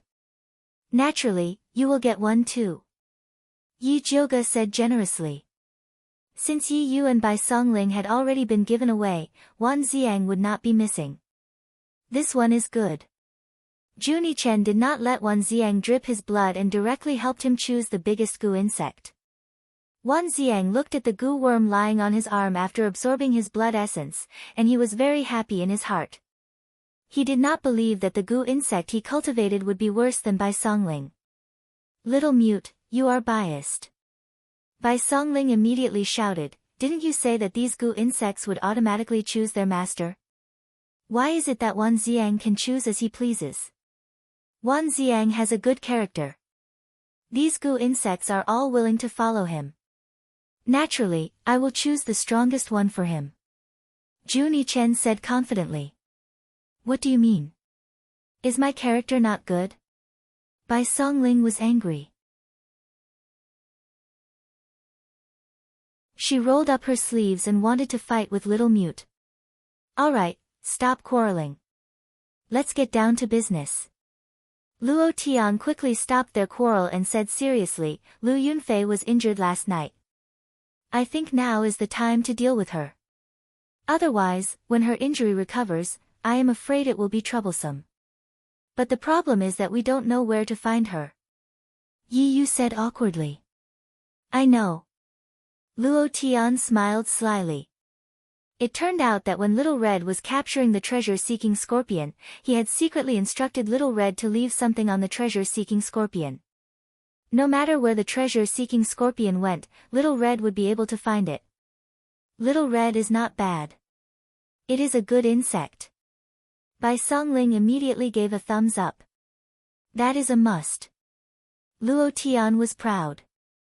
This matter should not be delayed. Let's go now, Yi Yu said impatiently. Yi Jioga also expressed his agreement. Lu Yunfei was the direct disciple of the bloodthirsty sect's ancestor. If they could capture her, they would be able to deal a heavy blow to the bloodthirsty sect. Xiang, rest well and wait for our triumphant return. Bai Songling patted Wan Xiang's shoulder and waved her hand in high spirits. Let's go. Luo Tian summoned Little Red and used his consciousness to order it to find the treasure-seeking scorpion. Little Red circled above the room. After determining the direction, it flapped its wings and flew forward. Yijioga left the lofty pavilion and immediately felt countless eyes staring at them from the dark. She turned around and looked at the extremely quiet alchemy pavilion. Suddenly, a feeling of anxiety arose in her heart. It was as if something unexpected was about to happen.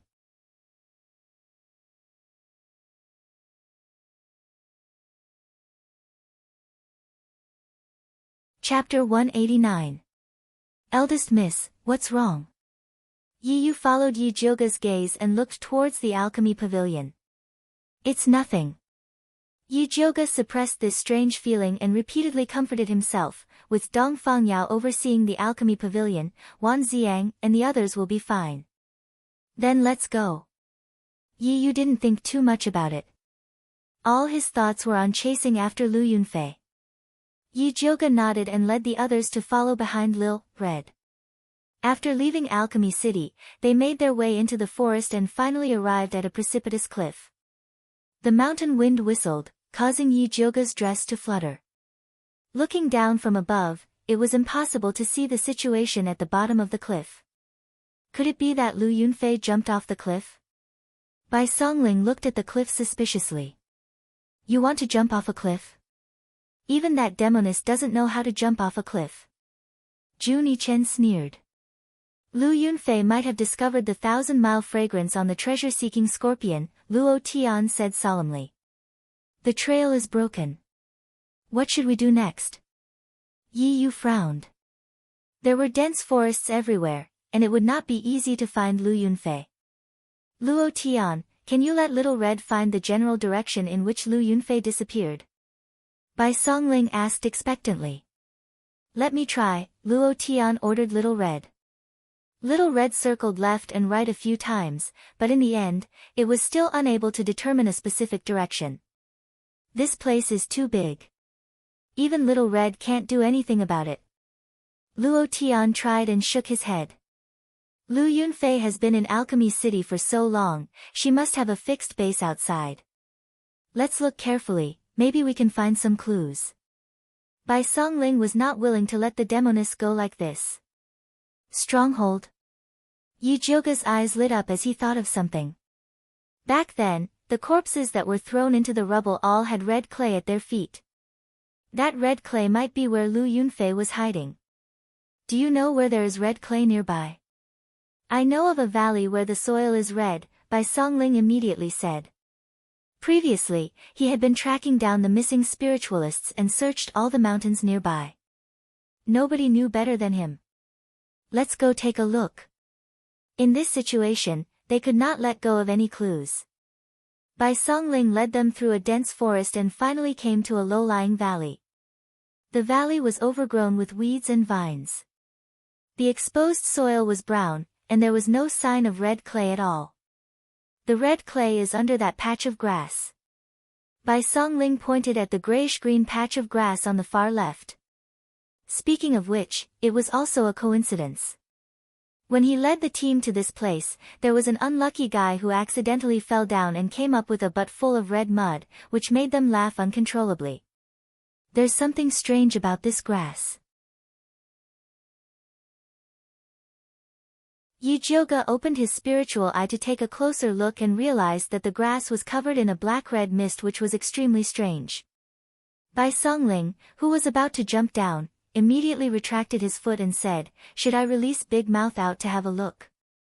Ever since he found out that his Big Mouth goo had the ability to swallow poisonous gas, he had been wanting to show off.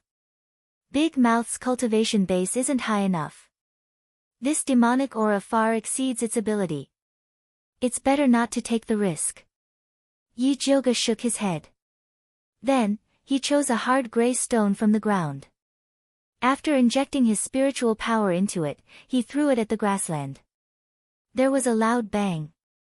It was like putting oil into a frying pan. Surging black gas gushed out and instantly swallowed the fist-sized gray stone. It wasn't like this the last time we came. Bai Songling swallowed his saliva, feeling incomparable lingering fear. If not for Yijioga's reminder, he would have probably suffered the same fate as the stone. The last time you guys came, this demonic aura shouldn't have been activated. This situation proves that Lu Yunfei is definitely hiding underneath. Yi Jiuge said. He finally found the main culprit. But this demonic aura is so hard to deal with, what do we do? Yi Yu was slightly worried. His black overlord was not good at swallowing poisonous gas.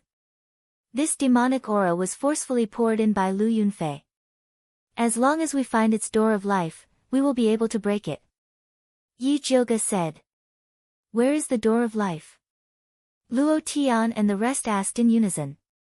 Yi Jiuge's spiritual eye had not advanced yet, so it was hard for her to find the secret to it. She could only faintly see that the demonic aura in the eastern corner was the weakest. She did not have the time to find the door step by step, so she might as well destroy it with brute force. Yi Jiuge flicked out the white bone flame and drew an area at the corner of the grass. He said to Bai Songling and the rest, the door of life is over there. Later on, when I give the order, use your strongest attack to bombard that corner. No problem, watch me. Bai Songling said while rubbing his palms. The rest nodded their heads at the same time. They raised their hands and pointed at the corner, quietly waiting for Yi Jiuge's order. Ready, boom. Yi Jiuge's hand that was raised high in the air chopped down. Bai Songling and the rest immediately activated all the spiritual energy in their bodies. Multicolored rays of light rained down like a rainstorm. A loud bang resounded. The pitch-black demonic aura surged up violently, destroying the entire patch of grass. A light pink figure scuttled out from the ground, mixed in with the demonic aura, and escaped out of the valley. Want to escape? No way. Yi Jiuge removed the lightning snake illusion whip from his waist and used a killing move. The huge purple lightning snake bared its fangs and brandished its claws, pouncing towards Lu Yunfei. Lu Yunfei's pupils shrank. Her hands repeatedly shot out a mist of blood. Although she managed to resist the purple lightning snake's attack, she lost the chance to escape. Yi Yu, Luo Tian, Juni Chen, and Bai Songling surrounded her, each of them staring at her like a tiger watching its prey. Lu Yunfei's face was a bit pale. She no longer had her usual charm. She glanced at Yi Yu and the rest one by one, revealing a disdainful smile. Even if you claim to be from a righteous sect, a few grown men actually ganging up on a weak girl like me. Don't you feel ashamed? Bai Songling suddenly felt a bit ashamed. He felt that they were indeed a bit bullying. He glanced at his companions and saw that Luo Tian and Juni Chen were full of hatred. They did not feel embarrassed at all that the four of them ganging up on Lu Yunfei. He then looked at Yi Yu and noticed that his throat moved, as if he had swallowed something. Bai Songling's heart jumped. He realized that he seemed to have forgotten something important. At this moment, Lu Yunfei suddenly pounced towards him like lightning. Her blood-glowing palms continuously shot out a mist of blood. Bai Songling was a bit distracted and did not have the time to defend. Seeing that Bai Songling was about to be injured, Yi Yu promptly shot out a gray spirit light to help him block it. Luo Tian also punched at Lu Yunfei, forcing her to retreat to Bai Songling's side. Xiao Bai, take your medicine. Yi Yu took the time to shout. Bai Songling then remembered that Yi Jiuge had warned them many times to take medicine whenever they saw Lu Yunfei. He quickly took out a tranquil heart pill and swallowed it. Instantly, he felt refreshed and the guilt he felt just now disappeared. To deal with a vicious woman like Lu Yunfei, they had to gang up on her. He actually felt ashamed. What the hell, you're tuning into the Blissful Bookshelf YouTube channel. We're so grateful for your support and don't forget to subscribe to join us on this incredible journey through captivating stories. Your generosity through donations truly makes a world of difference, as it's the primary source of revenue that allows me to expand and enhance this channel for you. Thank you from the bottom of my heart for being a part of this adventure.